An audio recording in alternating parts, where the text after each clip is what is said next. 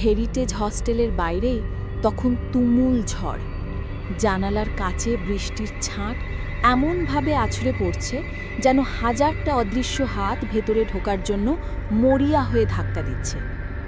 কিন্তু ৩০৬ নম্বর ঘরের ভেতরের নিস্তব্ধতা বাইরের ঝড়ের চেয়েও অনেক বেশি ভয়ানক। তানভীরের হাত কাঁপছে, কলমটা ঠিকমতো ধরতে পারছে না সে।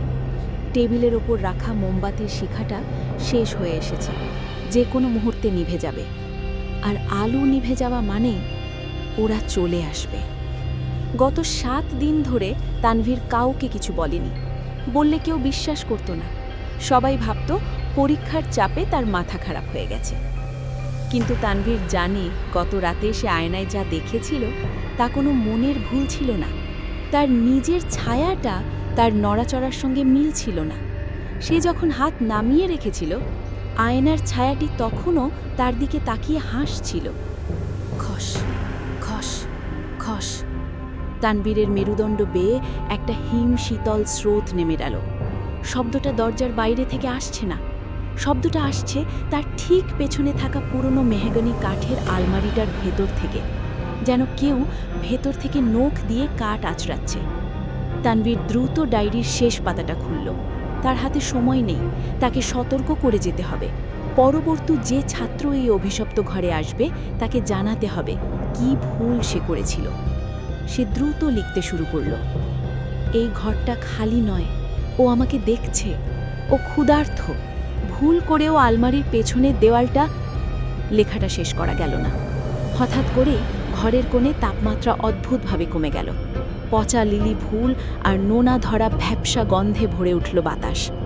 মোমবাতিটা দপ করে নিভে গেল। ঘুটঘুটে অন্ধকার। অন্ধকারের ভেতর তানভীর অনুভব করল আলমারির দরজাটা ক্যাচ ক্যাচ শব্দ করে ধীরে ধীরে খুলছে। তার ঠিক কানের কাছে কেউ একজন ফিসফিস করে বলে উঠল, দরজাটা তুই খুলেছিস তানভীর, এখন আর যাওয়ার পথ নেই। সেই রাতে হেরিটেজ হস্টেলের ৩ তলা থেকে একটা অমানবিক আর্তনাদ শোনা গিয়েছিল।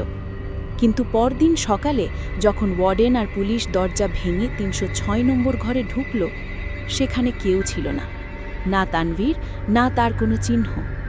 শুধু টেবিলের ওপর পড়েছিল একটা খোলা ডায়েরি, আর মেঝের ওপর কাদার দাগের মতো লেগেছিল অদ্ভুত একটা কালচে ছোপ। ঘরটি সিলগালা করে দেওয়া হলো। শুরু হলো ৩০৬ নম্বর ঘরের নিষিদ্ধ অধ্যায়। শহরের কোলাহল যেখানে শেষ হয়েছে, ঠিক সেখান থেকেই যেন হেরিটেজ হস্টেলের সীমানা শুরু। বিশাল লোহার গেটটার সামনে দাঁড়িয়ে অর্ণব এক মুহূর্ত থমকে গেল। গেটটার গায়ে পুরু জং ধরেছে, লতাপাতা পেঁচিয়ে এমনভাবে জড়িয়ে আছে যে মনে হয় গত এক যুগেও এই গেট পুরোপুরি খোলা হয়নি। বিকেল গড়িয়ে সন্ধ্যা নামছে। সূর্যের শেষ আলোটুকু হস্টেলের লাল ইটের দালানের ওপর পড়ে এক অদ্ভুত রঙের সৃষ্টি করেছে, ঠিক যেন শুকিয়ে যাওয়া রক্তের মতো কালচে লাল। দালানটি ব্রিটিশ আমলের। উঁচু ছাদ, খড়খড়ি দেওয়া লম্বা জানালা আর বিশাল সব থাম। স্থাপত্যশৈলীতে একটা রাজকীয় ভাব থাকলেও কোথাও যেন একটা বিষণ্ণতা, একটা চাপা হাহাকার মিশে আছে। অর্ণব কাঁধের ব্যাগটা ঠিক করে নিয়ে গেটটা ঠেলে ভেতরে ঢুকল। ক্যাঁচ! মোর্চে ধরা কবজার আর্তনাদ নিস্তব্ধ চত্বরে প্রতিধ্বনিত হল। গেটের দারোয়ান গোছের কাউকে দেখা গেল না। শুধু একটা জরাজীর্ণ বটগাছের নিচে একটা নেড়ি কুকুর কুণ্ডলি পাকিয়ে শুয়েছিল। অর্ণবকে দেখে সে ঘেউ ঘেউ করার বদলে কেমন যেন কুঁকড়ে গেল, যেন সে কোনো মানুষকে ভয় পাচ্ছে না, ভয় পাচ্ছে অন্য কিছুকে। ইউনিভার্সিটিতে নতুন ভর্তি হয়েই হস্টেলে সিট পাওয়াটা লটারির মতো। অর্ণবের বাবার আর্থিক অবস্থা খুব একটা ভালো নয়, তাই মেস বা ফ্ল্যাট ভাড়া করে থাকা তার পক্ষে অসম্ভব ছিল। হেরিটেজ হস্টেলে সিট পাওয়ার চিঠিটা যখন এলো, অর্ণব ভেবেছিল তার কপাল খুলে গেছে। কিন্তু এখন এই বিশাল ধূসর চত্বরে দাঁড়িয়ে তার মনে হলো হস্টেলটা কি একটু বেশি নির্জন। মূল ভবনের রিসেপশনে বসেছিলেন একজন মাঝবয়সী ভদ্রলোক, নাম সাজ্জাদ হোসেন, এই হস্টেলের সুপারিনটেন্ডেন্ট বা ওয়ার্ডেন। চোখে মোটা ফ্রেমের চশমা, গায়ের রং তামাটে আর চোখের নিচে গভীর কালি। মনে হয় তিনি বহু বছর ঠিকমতো ঘুমোননি। অর্ণব তার অ্যালটমেন্ট লেটারটা এগিয়ে দিল। অর্ণব চৌধুরী? সাজ্জাদ সাহেবের গলাটা খসখসে, যেন বহুদিন ব্যবহারের অভাবে জং ধরে গেছে। জি স্যার। সাজ্জাদ সাহেব চশমার ফাঁক দিয়ে অর্ণবকে আপাদমস্তক দেখলেন। তারপর ড্রয়ার থেকে একটা ভারী চাবি বের করলেন। চাবির রিংটা পেতলের, বেশ পুরনো। রুম নম্বর 304, 3 তলায়। চাবিটা টেবিলে রেখে তিনি বললেন, তোমার রুমমেট আগেই চলে এসছে, নাম রাহাত। অর্ণব চাবিটা নিতে হাত বাড়ালো, কিন্তু সাজ্জাদ সাহেব চট করে চাবিটা নিজের হাতের নিচে চেপে ধরলেন। তার মুখভঙ্গি হঠাৎ বদলে গেল। কঠিন হিম শীতল একটা ভাব ফুটে উঠল সেখানে। এই হস্টেলের কিছু নিয়ম আছে অর্ণব, তিনি নিচু গলায় বললেন, আর সেই নিয়মগুলো ভাঙা মানে নিজের বিপদ ডেকে আনা। অর্ণব একটু ঘাবড়ে গেল। কি নিয়ম স্যার? 1, সাজ্জাদ সাহেব আঙুল উঁচিয়ে গুনতে শুরু করলেন। রাত 12টার পর নিজের ঘর থেকে বেরোবে না, বাথরুম বা পানি যা দরকার আগেই সেরে রাখবে। 2, 3 তলার করিডোরে অহেতুক ঘোরাঘুরি করবে না। একটু থামলেন তিনি, তারপর গলার স্তর আরও নামিয়ে বললেন, আর 3, করিডোরের শেষ মাথায় 306 নম্বর ঘরটার দিকে কখনো তাকাবে না, ওটা ত্রিসীমানায় ঘেঁষবে না, মনে থাকবে? অর্ণবের গলার ভেতরটা শুকিয়ে কাঠ হয়ে গেল। 306 নম্বর ঘর? কেন, কি আছে ওখানে? প্রশ্নটা জিভের ডগায় এলেও সাজ্জাদ সাহেবের চোখের দৃষ্টি দেখে সে আর সাহস পেল না, শুধু মাথা নেড়ে বলল, জি স্যার, মনে থাকবে। সিঁড়ি দিয়ে 3 তলায় ওঠার সময় অর্ণবের মনে হলো হস্টেলের বাতাসটা বাইরের বাতাসের চেয়ে অনেক বেশি ঠান্ডা। কাঠের সিঁড়িগুলো প্রতি পদক্ষেপে ক্যাচ ক্যাচ শব্দ করছে। দোতলায় কিছু ছাত্রের হইচই শোনা গেল, কিন্তু 3 তলায় পা দিতেই সব শব্দ যেন কোনো এক জাদু বলে মিলিয়ে গেল। লম্বা করিডর, টিমটিমে হলুদ বাল্ব জ্বলছে। দেয়ালের পলেস্তারা খসে পড়েছে জায়গায় জায়গায়, যেন চামড়া উঠে যাওয়া কোনো অসুস্থ শরীর। অর্ণব ধীর পায়ে হাঁটা শুরু করল। 301, 302, 303। করিডোরটা অদ্ভুত রকমের লম্বা। নিজের ঘরের সামনে এসে সে দাঁড়ালো। 304 নম্বর। চাবিটা ঢোকানোর আগে অর্ণবের চোখ অজান্তিক করিডোরের শেষ প্রান্তের দিকে চলে গেল। ওয়ার্ডেন নিষেধ করেছিলেন, কিন্তু মানুষের মন নিষিদ্ধ জিনিসের প্রতি বেশি আকৃষ্ট হয়। করিডোরের শেষ মাথায় একটা মাত্র বাল্ব জ্বলছে, কিন্তু সেটা কাঁপছে। সেই কাঁপা কাঁপা আলোয় দেখা যাচ্ছে একটা পুরনো কাঠের দরজা। দরজাটা অন্যগুলো থেকে আলাদা। ওটার গায়ে বড় বড় অক্ষরে লাল কালিতে কিছু একটা লেখা ছিল, কিন্তু সময়ের সাথে সাথে সেটা মুছে গেছে। দরজার হাতলটা ভাঙা, আর দরজার ঠিক নিচ দিয়ে যেন মেঝের ফাঁক গলে জমাট বাঁধা অন্ধকার চুঁইয়ে বের হচ্ছে। ওটাই কি 306 নম্বর? অর্ণব তাকিয়েছিল। হঠাৎ তার মনে হলো ওই বন্ধ দরজার ওপাশ থেকে কেউ একজন দরজার ফুটো দিয়ে তার দিকেই তাকিয়ে আছে, স্থির পলকহীন দৃষ্টি। একটা দমকা বাতাস করিডর দিয়ে বয়ে গেল। অর্ণব শিউরে উঠল। সে দ্রুত 304 নম্বর ঘরের তালা খুলে ভেতরে ঢুকে দরজাটা বন্ধ করে দিল। কিন্তু দরজা বন্ধ করার ঠিক আগ মুহূর্তে তার মনে হলো করিডরের শেষ প্রান্ত থেকে একটা হাসির শব্দ ভেসে এলো, শুকনো খসখসে হাসির শব্দ। হেরিটেজ হস্টেলে অর্ণবের প্রথম রাত শুরু হলো। 304 নম্বর ঘরের ভেতরটা বাইরের করিডোরের চেয়ে অনেকটাই আলাদা, তবে এখানেও সেই ভ্যাপসা গন্ধটা রয়ে গেছে। ঘরটা বেশ বড়, ছাদটা অনেক উঁচুতে। সেখানে ঝুলে থাকা ফ্যানটা এতই পুরনো যে মনে হয় ঘোরার সময় যে কোনো মুহূর্তে খুলে নিচে পড়ে যাবে। ঘরের দুই পাশে দুটো সিঙ্গেল খাট। ডান দিকের খাটটায় একজন শুয়ে বই পড়ছিল। অর্ণব দরজা বন্ধ করে হাঁপাতে শুরু করলে ছেলেটি বই নামিয়ে উঠে বসল। ছেলেটির বয়স অর্ণবের মতোই, চোখে মুখে একটা চটপটে ভাব আছে, তবে চাউনিটা বেশ সতর্ক। তুই নতুন? ছেলেটি জিজ্ঞেস করল। তার গলার স্বর স্বাভাবিক, কিন্তু অর্ণবের বিধ্বস্ত অবস্থা দেখে সে একটু ভ্রু কুঁচকাল। কি হয়েছে, ভূত দেখেছিস নাকি? অর্ণব নিজেকে সামলে নিয়ে বলল, না মানে করিডোরটা কেমন যেন। আমি অর্ণব, ফার্স্ট ইয়ার, ফিজিক্স। আমি Rahat, political science, second year. Rahat হাসল, তবে হাসিটা বেশিক্ষণ স্থায়ী হলো না। সে ইশারা করে বলল, তোর বেড ওটা, জানালার পাশেরটা আমি নিয়েছি, সমস্যা নেই তো? না, ঠিক আছে। অর্ণব ব্যাগটা রেখে বিছানায় বসল। বিছানার চাদরটা মলিন, তবে পরিষ্কার। সে এক গ্লাস পানি খেয়ে একটু ধাতস্থ হলো, কিন্তু সাজ্জাদ সাহেবের সেই সাবধানবাণী তার মাথায় তখনও ঘুরপাক খাচ্ছে। রাহাত ভাই, অর্ণব ইতস্তত করে ডাকল। ভাই ডাকার দরকার নেই, তুই করেই বল, আমরা তো রুমমেট, বল কি বলবি। নিচে ওয়ার্ডেন আমাকে অদ্ভুত একটা ওয়ার্নিং দিলেন 306 নম্বর ঘরের ব্যাপারে। রাহাত তার হাতের বইটা বন্ধ করে টেবিলের ওপর রাখল। ঘরের পরিবেশটা হঠাৎ করেই ভারী হয়ে উঠল। বাইরের ঝিঝি পোকার ডাক ছাড়া আর কোনো শব্দ নেই। রাহাত উঠে গিয়ে জানালাটা একটু কমিয়ে দিল, যেন বাইরের কেউ তাদের কথা শুনতে না পায়। সাজ্জাদ সাহেব কি তোকে ওই ঘরের দিকে তাকাতে নিষেধ করেছেন? রাহাত নিচু গলায় জিজ্ঞেস করল। অর্ণব মাথা নাড়ল। হ্যাঁ, আর বারান্দায় যেতেও মানা করেছেন। আসলে ঘটনাটা কি? ও ঘরে কি কেউ থাকে না? রাহাত দীর্ঘশ্বাস ফেলল। তারপর অর্ণবের দিকে ঝুঁকে এসে ফিসফিস করে বলল, না, ও ঘরে কেউ থাকে না। গত 10 বছর ধরে ওটা সিলগালা করা। তবে তবে কি? অর্ণবের বুকের ভেতরটা ধক করে উঠল। তবে অনেকেই বলে রাতে ও ঘরের ভেতর থেকে শব্দ পাওয়া যায়। কেউ বলে কারোর শব্দ, কেউ বলে ফার্নিচার সরানোর আওয়াজ। আমরা যারা এই ফ্লোরে থাকি তারা ওদিকটায় যাই না। এমনকি 305 নম্বর ঘরটাও খালি পড়ে আছে। কেউ ভয়ে ওখানে থাকতে চায় না। আমি আর তুই, আমরাই এই ব্লকের শেষ বাসিন্দা। অর্ণব ঢক গিলল। কেন? কি হয়েছিল 10 বছর আগে? রাহাত এদিক ওদিক তাকিয়ে গলাটা আরও খাদে নামালো। তানভীর নামের এক ছাত্র থাকতো ওখানে। ব্রিলিয়েন্ট স্টুডেন্ট ছিল, কিন্তু একটু অন্যরকম। ব্ল্যাক ম্যাজিক, আত্মা আবাহন এসব নিয়ে পাগলামি করত। শোনা যায় ও নাকি এমন কিছু একটাকে ডেকে এনেছিল যা ও আর ফেরত পাঠাতে পারেনি। রাহাতের চোখের মণি সামান্য প্রসারিত হলো। একদিন গভীর রাতে পুরো হস্টেল তার চিৎকার শুনে জেগে ওঠে। সবাই দৌড়ে গিয়ে দেখে দরজা ভেতর থেকে বন্ধ। যখন দরজা ভাঙা হলো, রাহাত একটু থামল, যেন সেই দৃশ্যটা কল্পনা করতেও তার কষ্ট হচ্ছে। দেখা গেল তানভীর মেঝের মাঝখানে মরে পড়ে আছে। পুলিশ বলেছিল হার্ট অ্যাটাক, কিন্তু যারা লাশটা দেখেছিল তারা অন্য কথা বলে। কি কথা? অর্ণব রুদ্ধশ্বাসে জিজ্ঞেস করল। ওরা বলে তানভীরের মুখটা ভয়ে বিকৃত হয়েছিল, আর তার নিজের হাতের নখগুলো তার নিজেরই গলার মাংসে গেঁথেছিল, যেন সে নিজের গলা নিজেই ছিঁড়ে ফেলতে চেয়েছিল, অথবা গলার ভেতরের কিছু একটাকে বের করে আনতে চেয়েছিল। ঘরের বাতাস যেন বরফের মতো ঠান্ডা হয়ে গেল। অর্ণব কথা বলতে পারল না। রাহাত হঠাৎ পরিবেশটা হালকা করার জন্য জোর করে হাসল। বাদ দে এসব। হস্টেলে নতুন এলে সিনিয়ররা এসব গল্প একটু বাড়িয়েই বলে। তুই ফ্রেশ হয় নে, ডাইনিং বন্ধ হওয়ার আগে খেতে যেতে হবে।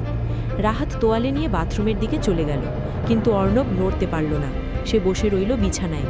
তার ঠিক মাথার উপরের দেওয়ালের একটা টিকটিকি স্থির হয়ে আছে। অর্ণব খেয়াল করল তার বিছানার মাথার দিকের দেওয়ালটার ওপাশেই 305 নম্বর ঘর, যেটা খালি, আর তারপরেই 306। রাহাত বাথরুমে শাওয়ার ছেড়েছে, পানির শব্দ হচ্ছে। হঠাৎ অর্ণবের মনে হলো পানির শব্দের আড়ালে খুব মিহি একটা আওয়াজ শোনা যাচ্ছে। খট খট খট শব্দটা আসছে দেওয়ালের ওপাশ থেকে। 305 নম্বর ঘর থেকে নয়। শব্দটা যেন দেওয়ালের ভেতর দিয়ে বেয়ে বেয়ে তার দিকেই আসছে, যেন কেউ নখ দিয়ে দেওয়ালের পলেস্তারা খুঁটছে, খুব ধীরে, খুব সন্তর্পণে। অর্ণব কান পাতল। মনের ভুল নাকি হস্টেলের পুরনো ইঁদুর?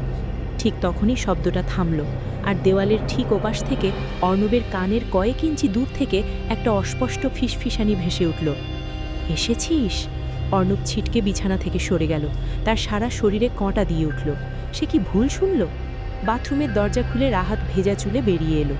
কিরে, দাঁড়িয়ে আছিস কেন? চল খেতে যাই। অর্ণব দেওয়ালের দিকে আরেকবার তাকালো। এখন সব চুপচাপ, সাধারণ একটা নোনা ধরা দেওয়াল। হ্যাঁ চল, অর্ণব বলল, কিন্তু তার মনে হলো এই হস্টেলের দেওয়ালগুলোও যেন জীবন্ত, আর তারা সব কিছু শুনছে। ডাইনিংয়ের দিকে যাওয়ার সময় অর্ণব প্রতিজ্ঞা করল সে আর কখনো ওই দেওয়ালটার দিকে কান পাতবে না। কিন্তু সে জানত না, কান না পাতলেও ওপাশের বাসিন্দা তার কথা ঠিকই শুনতে পাবে। রাত 1:17। হস্টেলটা এখন পুরোপুরি নিস্তব্ধ। দিনের বেলা যে দালানটাকে জরাজীর্ণ কিন্তু সাধারণ মনে হচ্ছিল, রাতের অন্ধকারে সেটাই যেন এক ভয়ঙ্কর রূপ ধারণ করেছে।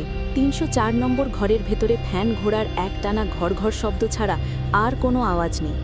পাশের খাটে রাহাত গভীর ঘুমে আচ্ছন্ন। মাঝে মাঝে সে বিড়বিড় করে কি যেন বলছে ঘুমের ঘরে, কিন্তু অর্ণবের চোখে এক ফোঁটা ঘুম নেই। বিছানায় এপাশ ওপাশ করতে করতে অর্ণব ঘেমে মেয়ে উঠেছে। অদ্ভুত একটা অস্বস্তি তাকে ঘিরে রেখেছে। সন্ধ্যার সেই ফিসফিসানি শব্দটা তার মস্তিষ্ক থেকে কিছুতেই যাচ্ছে না। গলাটা শুকিয়ে কাঠ হয়ে আছে। সে জলের বোতলটা হাতড়ে দেখল, এক ফোঁটাও জল নেই। অর্ণব দ্বিধায় পড়ে গেল।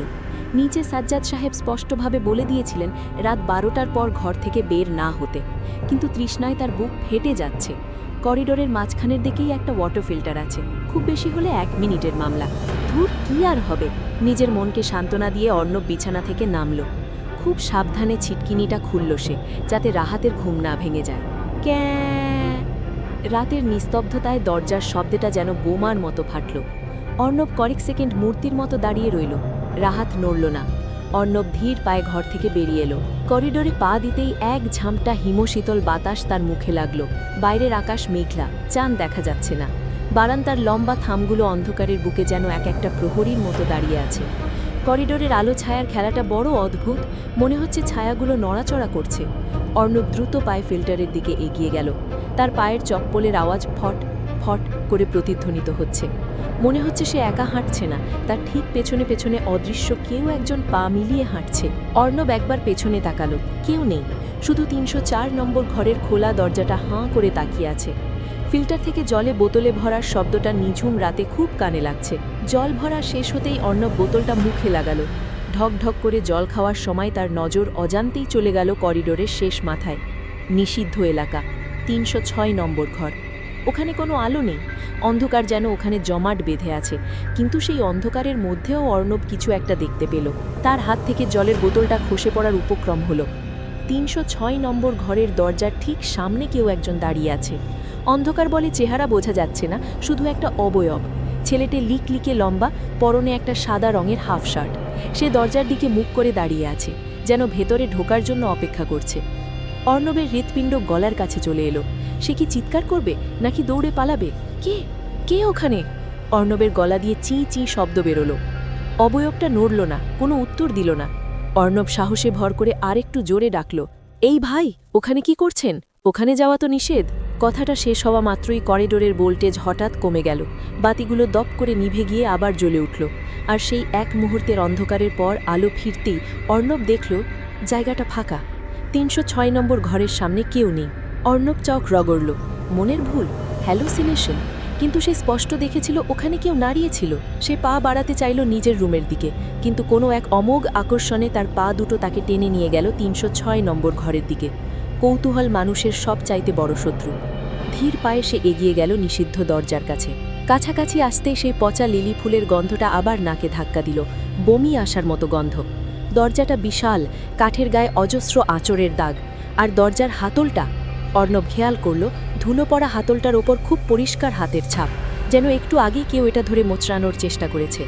হঠাৎ দরজার ওপাশ থেকে একটা শব্দ ভেসে এলো, খুব নিচু স্বরে কিন্তু স্পষ্ট।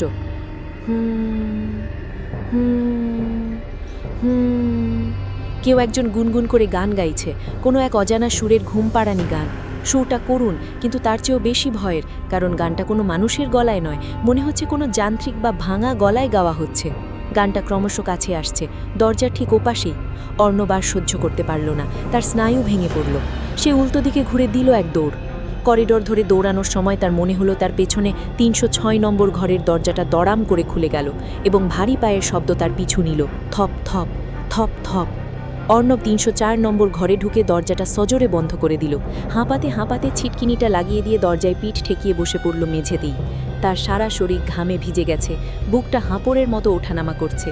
খাটে শোয়া রাহাত ধর্মর করে উঠে বসল। কি হলো, দৌড়ালি কেন? রাহাত ঘুম জড়ানো গলায় জিজ্ঞেস করল। অর্ণব কোনো কথা বলতে পারল না, সে শুধু দরজার দিকে আঙুল তুলে দেখালো। বাইরের করিডোরে এখন পিনপতন নীরবতা, কিন্তু অর্ণব জানে ওটা চলে যায়নি, ওটা দরজার ঠিক ওপাশে দাঁড়িয়ে আছে। সে রাতে অর্ণব আর আলো নেভাতে দিল না, কিন্তু আলো জ্বালিয়ে রাখার পরেও ভোরের আলো ফোটা পর্যন্ত অর্ণব দরজার নিচ দিয়ে একটা লম্বা ছায়া দেখতে পেল। কেউ একজন সারা রাত তাদের দরজার বাইরে পাহারাদারের মতো ঠায়ে দাঁড়িয়েছিল। ভোরের আলো যখন জানালার খড়খড়ি ভেদ করে ৩০৪ নম্বর ঘরে ঢুকল, তখনও অর্ণবের চোখে এক ফোঁটা ঘুম নেই। তার চোখের নিচে কালির পোঁচ, শরীরটা যেন জ্বরে পুড়ে যাচ্ছে। রাহাত অনেক আগেই উঠে পড়েছে, সে শীষ দিতে দিতে ক্লাসে যাওয়ার জন্য তৈরি হচ্ছিল। অর্ণবের দিকে তাকিয়ে সে অবাক হয়ে বলল, কী রে, তুই কি সারা রাত জেগেছিলি? চোখ মুখের তো 12টা বেজে গেছে। অর্ণব শুকনো গলায় বলল, শরীরটা ভালো লাগছে না রাহাত, আজ ক্লাসে যাব না। রাহাত কান ঝাঁকালো, তোর ইচ্ছা, তবে প্রথম দিনেই ক্লাস মিস দেওয়াটা ঠিক হবে না, আমি বেরোলাম। রাহাত বেরিয়ে যাওয়ার পর অর্ণব আরও কিছুক্ষণ বিছানায় বসে রইল। বাইরের রোদ দেখে রাতের ঘটনাটা এখন দুঃস্বপ্নের মতো মনে হচ্ছে। হয়তো মনের ভুল ছিল সব, হয়তো ক্লান্তির কারণে সে হ্যালুসিনেশন দেখেছিল। কিন্তু দরজা খোলার পর সেই ভুল ভাঙতে সময় লাগল না। দরজার ঠিক বাইরে, যেখানে সারা রাত সেই কালো ছায়াটা দাঁড়িয়েছিল, সেখানকার মেঝেটা এখনো ভেজা, স্যাঁতসেঁতে গোল একটা দাগ, যেন কেউ ভেজা পায়ে দীর্ঘক্ষণ এক জায়গায় ঠাঁই দাঁড়িয়েছিল। অথচ কাল রাতে করিডরের কোথাও পানি পড়ার কথা নয়। অর্ণব দ্রুত পায়ে সেই দাগ ডিঙিয়ে নিচে নেমে এলো। তার দরকার খোলা বাতাস। হস্টেলের এই দম বন্ধ করা পরিবেশ তার অসহ্য লাগছে। নিচতলায় নামতেই অফিসের দরজা খোলা দেখতে পেল সে। ওয়ার্ডেন সাজ্জাদ হোসেন একটা বিশাল খাতায় কি যেন হিসেব লিখছেন। অর্ণব পাশ কাটিয়ে চলে যাওয়ার চেষ্টা করল, কিন্তু সাজ্জাদ সাহেবের গম্ভীর গলার আওয়াজ তাকে থামিয়ে দিল। অর্ণব চৌধুরী, দাঁড়াও। অর্ণব থমকে দাঁড়ালো। তার মেরুদণ্ড দিয়ে একটা ঠান্ডা স্রোত বয়ে গেল। সে ধীর পায়ে অফিসের ভেতরে ঢুকল। সাজ্জাদ সাহেব মাথা তুলে তাকালেন না, কলম দিয়ে খাতায় লিখতেই থাকলেন। কাল রাতে কি ঘুম ভালো হয়েছে? তিনি শান্ত গলায় জিজ্ঞেস করলেন। প্রশ্নটা সাধারণ, কিন্তু তার বলার ভঙ্গিতে এমন কিছু ছিল যা অর্ণবকে অস্বস্তিতে ফেলে দিল। জি, মানে হ্যাঁ স্যার, ভালোই, অর্ণব মিথ্যে বলল। সাজ্জাদ সাহেব এবার লেখা থামিয়ে চশমাটা খুললেন। টেবিলের ওপর চশমাটা রেখে তিনি সোজা অর্ণবের চোখের দিকে তাকালেন। সেই ঘোলাটে প্রাণহীন চোখ। তুমি মিথ্যে বলায় খুব একটা পটু নও খোকা, তিনি বললেন। তারপর পকেট থেকে একটা পুরনো পকেট ঘড়ি বের করে সময় দেখলেন। রাত 1:17। ঠিক ওই সময় তুমি ঘর থেকে বেরিয়েছিলে। অর্ণবের পা যেন মেঝের সাথে গেঁথে গেল। আপনি আপনি কি করে জানলেন? সাজ্জাদ সাহেব একটা শুকনো হাসি দিলেন। হাসিতে কোনো আনন্দ নেই, আছে শুধু তিক্ততা। এই হস্টেলের প্রতিটা ইট কাঠ পাথরের নিজস্ব চোখ আর কান আছে। আমি তোমাকে বারণ করেছিলাম অর্ণব, নিয়ম ভাঙলে তার মাশুলে দিতে হয়। অর্ণব আমতা আমতা করে বলল, স্যার, আমার খুব পানি পিপাসা পেয়েছিল, তাই। পানি পিপাসা? সাজ্জাদ সাহেব ধমক দিয়ে উঠলেন না, বরং তার গলা আরও নিচু হয়ে এলো, যা আরও বেশি ভয়ের। ফিল্টারটা করিডোরের মাঝখানে, কিন্তু তুমি গিয়েছিলে শেষ মাথায়, 306 নম্বর ঘরের সামনে। অর্ণব কোনো প্রতিবাদ করতে পারল না। সাজ্জাদ সাহেব উঠে দাঁড়ালেন।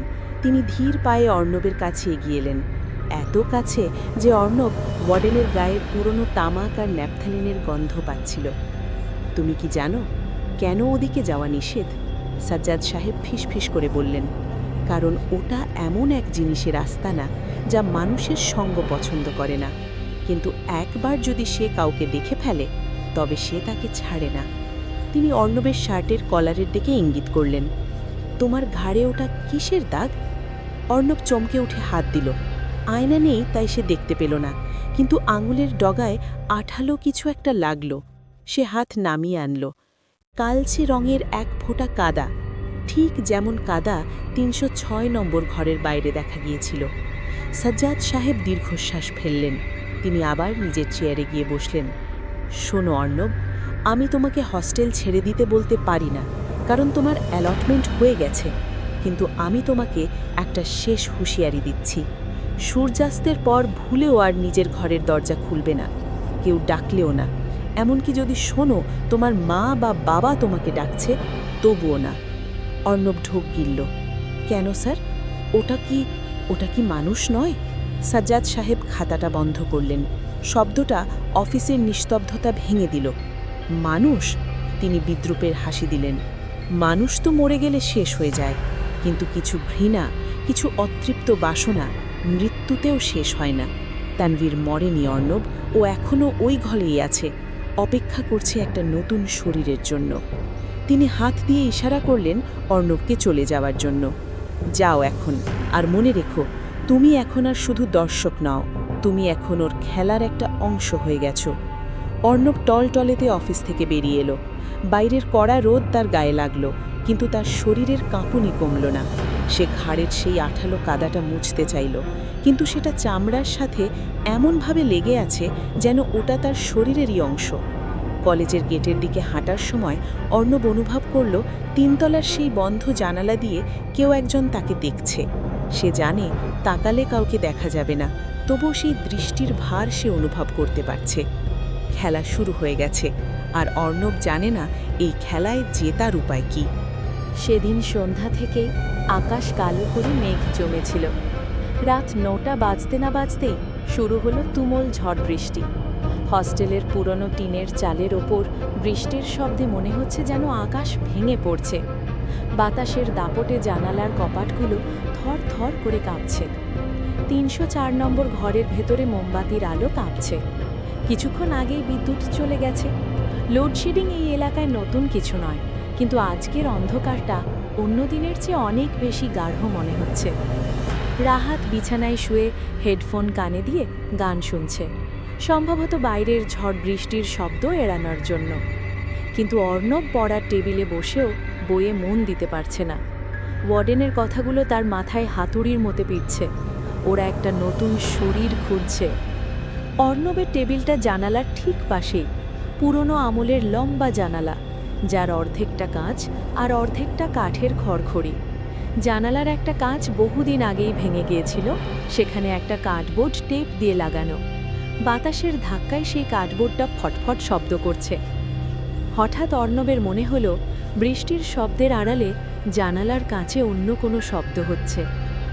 টুক টুক টুক। শব্দটা বৃষ্টির ছাঁট নয়, কেউ যেন আঙুলের নখ দিয়ে কাঁচের উপর টোকা দিচ্ছে। অর্ণব লেখা থামিয়ে দিল। তার হৃৎপিণ্ডটা গলার কাছে লাফাচ্ছে। সে নিজেকে বোঝালো, এটা বাতাসের শব্দ। 3 তলার জানালায় কে টোকা দেবে? নিচে কোনো কার্নিশ নেই, বারান্দাও নেই, এখানে কেউ থাকতে পারে না। সে আবার বইয়ের দিকে তাকালো। টুক টুক টুক। এবার শব্দটা আরও জোরে এবং স্পষ্ট। কেউ একজন তার দৃষ্টি আকর্ষণ করার চেষ্টা করছে। অর্ণব ধীরে ধীরে জানালার দিকে তাকালো। বাইরে খুঁটখুঁটে অন্ধকার, বৃষ্টির কারণে কাঁচ ঝাপসা হয়ে আছে। সে মুখটা কাঁচের খুব কাছে নিয়ে গেল, দেখার চেষ্টা করলো বাইরে কিছু আছে কিনা। ঠিক সেই মুহূর্তে বিকট শব্দে কাছে কোথাও বজ্রপাত হলো। বিদ্যুৎ চমকানো সেই তীব্র সাদা আলোয় বাইরের জগৎটা এক মুহূর্তের জন্য দিনের মতো পরিষ্কার হয়ে গেল। আর সেই আলোয় অর্ণব যা দেখল তা দেখে তার রক্ত হিম হয়ে গেল। জানালার ওপাশে কাঁচের ওপর একটা হাত রাখা, মানুষের হাত, কিন্তু অস্বাভাবিক রকমের লম্বা আর হাড় জিরজিরে। নখগুলো হলুদ আর বড় বড়। বৃষ্টির পানির সাথে কাদা মিশে হাতটা থেকে চুইয়ে চুইয়ে নোংরা পানি পড়ছে। কিন্তু সবচেয়ে ভয়ঙ্কর ব্যাপার হলো হাতটার অবস্থান। হাতটা নিচ থেকে উপরে উঠেনি, হাতটা ওপর থেকে নিচে নেমে এসেছে। অর্থাৎ যে বা যারা বাইরে আছে সে ছাদ থেকে ঝুলে আছে। বিদ্যুতের আলো নিভে গেল, আবার সব অন্ধকার। অর্ণব চিৎকার করতে চাইল, কিন্তু তার গলা দিয়ে কোনো স্বর বেরোলো না। সে ছিটকে সরে আসতে চাইল টেবিল থেকে, কিন্তু তার পা নড়ল না। প্যারালিসিসের মতো সে জমে গেল। অন্ধকারের ভেতর জানালার ওপাশ থেকে একটা মুখ কাঁচের ওপর চেপে বসল। বাইরে বিদ্যুৎ চমকাচ্ছে না এখন, কিন্তু মোমবাতির অস্পষ্ট আলোয় অর্ণব দেখল একটা ফ্যাকাশে মুখ কাঁচের ওপর লেপ্টে আছে। মুখটা উল্টো, কপাল নিচে, থুটনি ওপরে। লম্বা এলোমেলো চুলগুলো বৃষ্টির পানিতে ভিজে সাপের মতো কিলবিল করছে। মুখটা হাসছে। সেই হাসিটা অর্ণব চেনে। আগের রাতে করিডোরের শেষে সে এই হাসির শব্দই শুনেছিল। কাঁচের ওপাশ থেকে দুটো কোটরগত চোখ অর্ণবের দিকে তাকিয়ে আছে। চোখের মনি নেই, শুধু সাদা অংশ। মুখটা কাঁচের ওপর একটা ভাব তৈরি করল। তারপর একটা জীর্ণ পচা আঙুল দিয়ে কাঁচের ওপর ধীরে ধীরে লিখল, খুলে দে। অর্ণব আর সহ্য করতে পারল না। রাহাত, রাহাত বলে সে সজোরে চিৎকার করে উঠল এবং চেয়ার উল্টে মেঝেতে পড়ে গেল। রাহাত হেডফোন খুলে ধর্মর করে উঠে বসল। কি হলো, কি হলো? সে দ্রুত টর্চ লাইট জ্বালালো। টর্চের আলোয় দেখা গেল অর্ণব ঘরের কোণে গুটিসুটি মেরে বসে কাঁপছে আর আঙুল দিয়ে জানালার দিকে ইশারা করছে। রাহাত জানালার দিকে টর্চ মারল। কেউ নেই, শুধু বৃষ্টির পানি গড়িয়ে পড়ছে কাঁচবে। কি দেখেছিস? জানালা তো বন্ধ, বলল রাহাত। সে এগিয়ে গিয়ে জানালাটা ভালো করে দেখল। বাইরে তুমুল ঝড়, কিন্তু কোনো মানুষ বা প্রাণী নেই। ওখানে ওখানে কেউ ছিল, উল্টো করে ঝুলেছিল। আমাকে খুলতে বলল। রাহাত জানালাটা খুলল না, কিন্তু ভালো করে কাঁচটা পরীক্ষা করল। অর্ণব, তোর হ্যালুসিনেশন হচ্ছে। জ্বরের ঘোরে এসব দেখছিস। 3 তলায় বাইরে থেকে ঝুলে থাকা অসম্ভব, আর এই ঝড়ে তো পাখিও উড়বে না। রাহাত অর্ণবদের ধরে বিছানায় বসালো, গ্লাস থেকে পানি খাইয়ে দিল। শুয়ে পড়, কাল সকালে তোকে ডাক্তারের কাছে নিয়ে যাব। অর্ণব শুয়ে পড়ল, কিন্তু তার চোখ জানালার দিকেই নিবদ্ধ রইল। রাহাত হয়তো বিশ্বাস করেনি, কিন্তু অর্ণব জানে সে কি দেখেছে। আর রাহাত যা খেয়াল করেনি তা হলো জানালার কাচের বাইরের দিকে লেগে থাকা দাগটা। বৃষ্টির পানিতে সব ধুয়ে গেলেও কাচের এক কোণায় এখনও লেগে আছে একদলা কালচে কাদা, আর সেই কাদার মাঝখানে স্পষ্ট ফুটে আছে একটা আঙুলের ছাপ। সাজ্জাদ সাহেব ঠিকই বলেছিলেন, ওরা শুধু শরীর খুঁজছে না, ওরা ভেতরে ঢোকার জন্য ছটপট করছে। আর আজ রাতে অর্ণব বুঝতে পারল ৩০৪ নম্বর ঘরটা আর নিরাপদ নয়। হস্টেলের দেওয়ালগুলো আর তাকে রক্ষা করতে পারবে না। বাইরে মেঘ ডাকার শব্দে যেন অট্টহাসি মিশে আছে। খেলা এখন আর লুকোচুরির পর্যায়ে নেই। শিকারি এখন দরজায় নয়, জানালায় কড়া নাড়ছে। ঝড়ের রাতে সেই ঘটনার পর ৩ দিন কেটে গেছে। বাইরে থেকে দেখলে হেরিটেজ হস্টেলে সবকিছু স্বাভাবিক। ছাত্ররা ক্লাসে যাচ্ছে, ক্যান্টিনে আড্ডা দিচ্ছে, বিকেলে মাঠে ক্রিকেট খেলছে। কিন্তু ৩০৪ নম্বর ঘরের ভেতরে সময় যেন থমকে গেছে। অর্ণব গত ৭২ ঘন্টায় এক মুহূর্তের জন্য চোখের পাতা এক করতে পারেনি। ডাক্তার বলেছে পোস্ট ট্রমাটিক স্ট্রেস, কিছু ঘুমের ওষুধ দিয়েছে, কিন্তু অর্ণব ওষুধ খায়নি। তার ভয় চোখ বন্ধ করলেই সেই উল্টো ঝুলে থাকা মুখটা দেখতে পাবে। তার মনে হয় সে ঘুমালেই ওরা সুযোগ পাবে। রাত ৩:৩৩। অর্ণব মশারির ভেতর চিত হয়ে শুয়ে আছে। তার চোখ দুটো জবা ফুলের মতো লাল, চোখের নিচে কালির গভীর গর্ত। শরীর ক্লান্তিতে ভেঙে আসছে, কিন্তু মস্তিষ্ক সজাগ, অস্বাভাবিক রকমের সজাগ। পাশের খাটে রাহাত গভীর ঘুমে। তার একঘেয়ে নিঃশ্বাসের শব্দ ঘরের নিস্তব্ধতাকে আরও প্রকট করে তুলছে। অর্ণব তাকিয়ে আছে সিলিংয়ের দিকে। ফ্যানের ব্লেডগুলোর ভাঁজে অন্ধকার জমে আছে। তার মনে হচ্ছে অন্ধকারটা তরল পদার্থের মতো ফোঁটায় ফোঁটায় নিচে পড়ছে। হঠাৎ শব্দটা কানে এলো, খুব মৃদু, কিন্তু এই নিস্তব্ধ রাতে সুঁই পড়ার শব্দ যেখানে বজ্রপাতের মতো শোনায়, সেখানে এই শব্দটা স্পষ্ট। ছপ ছপ ছপ। ভেজা পায়ে কেউ হাঁটছে। অর্ণব প্রথমে ভাবল শব্দটা করিডর থেকে আসছে, হয়তো বাথরুম থেকে কেউ ফিরছে। কিন্তু কান পাততেই তার ভুল ভাঙল। শব্দটা করিডরে নয়, শব্দটা ঘরের ভেতরে। অর্ণবের বুকের ভেতরটা ধক করে উঠল। সে জানে দরজা ভেতর থেকে ছিটকিনি দেওয়া, জানাও বন্ধ, রাহাত ঘুমাচ্ছে। তাহলে ঘরের ভেতর ভেজা পায়ে হাঁটছে কে? ছপ ছপ। শব্দটা দরজার কাছ থেকে শুরু হয়ে ধীরে ধীরে অর্ণবের খাটের দিকে এগিয়ে আসছে। মেঝের মোজাইকের ওপর ভেজা চামড়ার চটচটে আওয়াজ। অর্ণব নড়তে চাইল, কিন্তু পারল না। সেই পরিচিত অবশ ভাবটা, মানে স্লিপ প্যারালিসিস, আবার তাকে গ্রাস করেছে। সে শুধু চোখের মনি ঘোরাতে পারছে। শব্দটা তার খাটের ঠিক পাশে এসে থামল। অর্ণব মশারির ভেতর দিয়ে ঝাপসা অন্ধকারে দেখার চেষ্টা করল। কিছু দেখা যাচ্ছে না, কিন্তু সে অনুভব করতে পারছে কেউ একজন তার মশারির ঠিক বাইরে দাঁড়িয়ে আছে। ঘরের তাপমাত্রা হঠাৎ করে কমে গেল। অর্ণবের গায়ে লোম ঘাড়া হয়ে গেল। একটা পচা নোনা ধরা গন্ধ তার নাকে এসে লাগল, সেই একই গন্ধ যা সে ৩০৬ নম্বর ঘরের সামনে পেয়েছিল। খাটের পাশে দাঁড়িয়ে থাকা অদৃশ্য সত্তাটি এবার নড়ল। অর্ণব স্পষ্ট অনুভব করল তার তোষকের এক পাশটা ডেবে গেল, যেন কেউ একজন খুব আলতো করে তার বিছানায় বসল।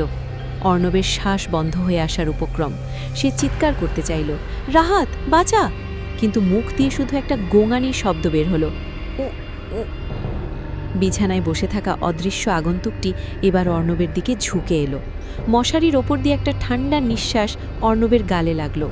তারপর একদম কানের কাছে খুব পরিচিত একটা যান্ত্রিক গলার স্বর ফিসফিস করে বলল, ঘুমা অর্ণব, ঘুমা, আমি পাহারা দিচ্ছি। এই সেই গলা, সেই ভাঙা রেকর্ডারের মতো যান্ত্রিক সুর। অর্ণবের স্নায়ু আর নিতে পারল না। অতিরিক্ত ভয় এবং ক্লান্তিতে তার মস্তিষ্ক শাটডাউন হয়ে গেল। সে জ্ঞান হারালো। পরদিন যখন অর্ণবের জ্ঞান ফিরল, তখন দুপুর 12টা। জানলা দিয়ে রোদ আসছে। রাহাত ক্লাসে চলে গেছে। টেবিলের ওপর রাহাতের লেখা একটা নোট। তোকে খুব ক্লান্ত লাগছিল, তাই ডাকিনি, ক্লাসের নোটস পরে নিয়ে নিস। অর্ণব ধর্মর করে উঠে বসল। কাল রাতের ঘটনাটা কি স্বপ্ন ছিল? অনিদ্রার কারণে হ্যালুসিনেশন? সে নিজেকেই বোঝালো, হ্যাঁ স্বপ্নই হবে, দরজা তো বন্ধই আছে। বিছানা থেকে নামতে গিয়ে অর্ণবের চোখ মেঝের দিকে গেল। তার খাটের ঠিক পাশে, যেখানে কাল রাতে সে শব্দটা থামতে শুনেছিল, সেখানে মেঝের উপর কয়েক ফোঁটা পানি শুকিয়ে আছে। আর সেই পানির দাগের পাশেই পড়ে আছে একটা ছোট্ট জিনিস। অর্ণব কাঁপা কাঁপা হাতে জিনিসটা তুলে নিল। একটা বোতাম, পুরনো আমলের শার্টের বোতাম, সাদা রঙের, কিন্তু তার গায়ে লেগে আছে কালচে লাল রঙের একটা দাগ, শুকিয়ে যাওয়া রক্ত।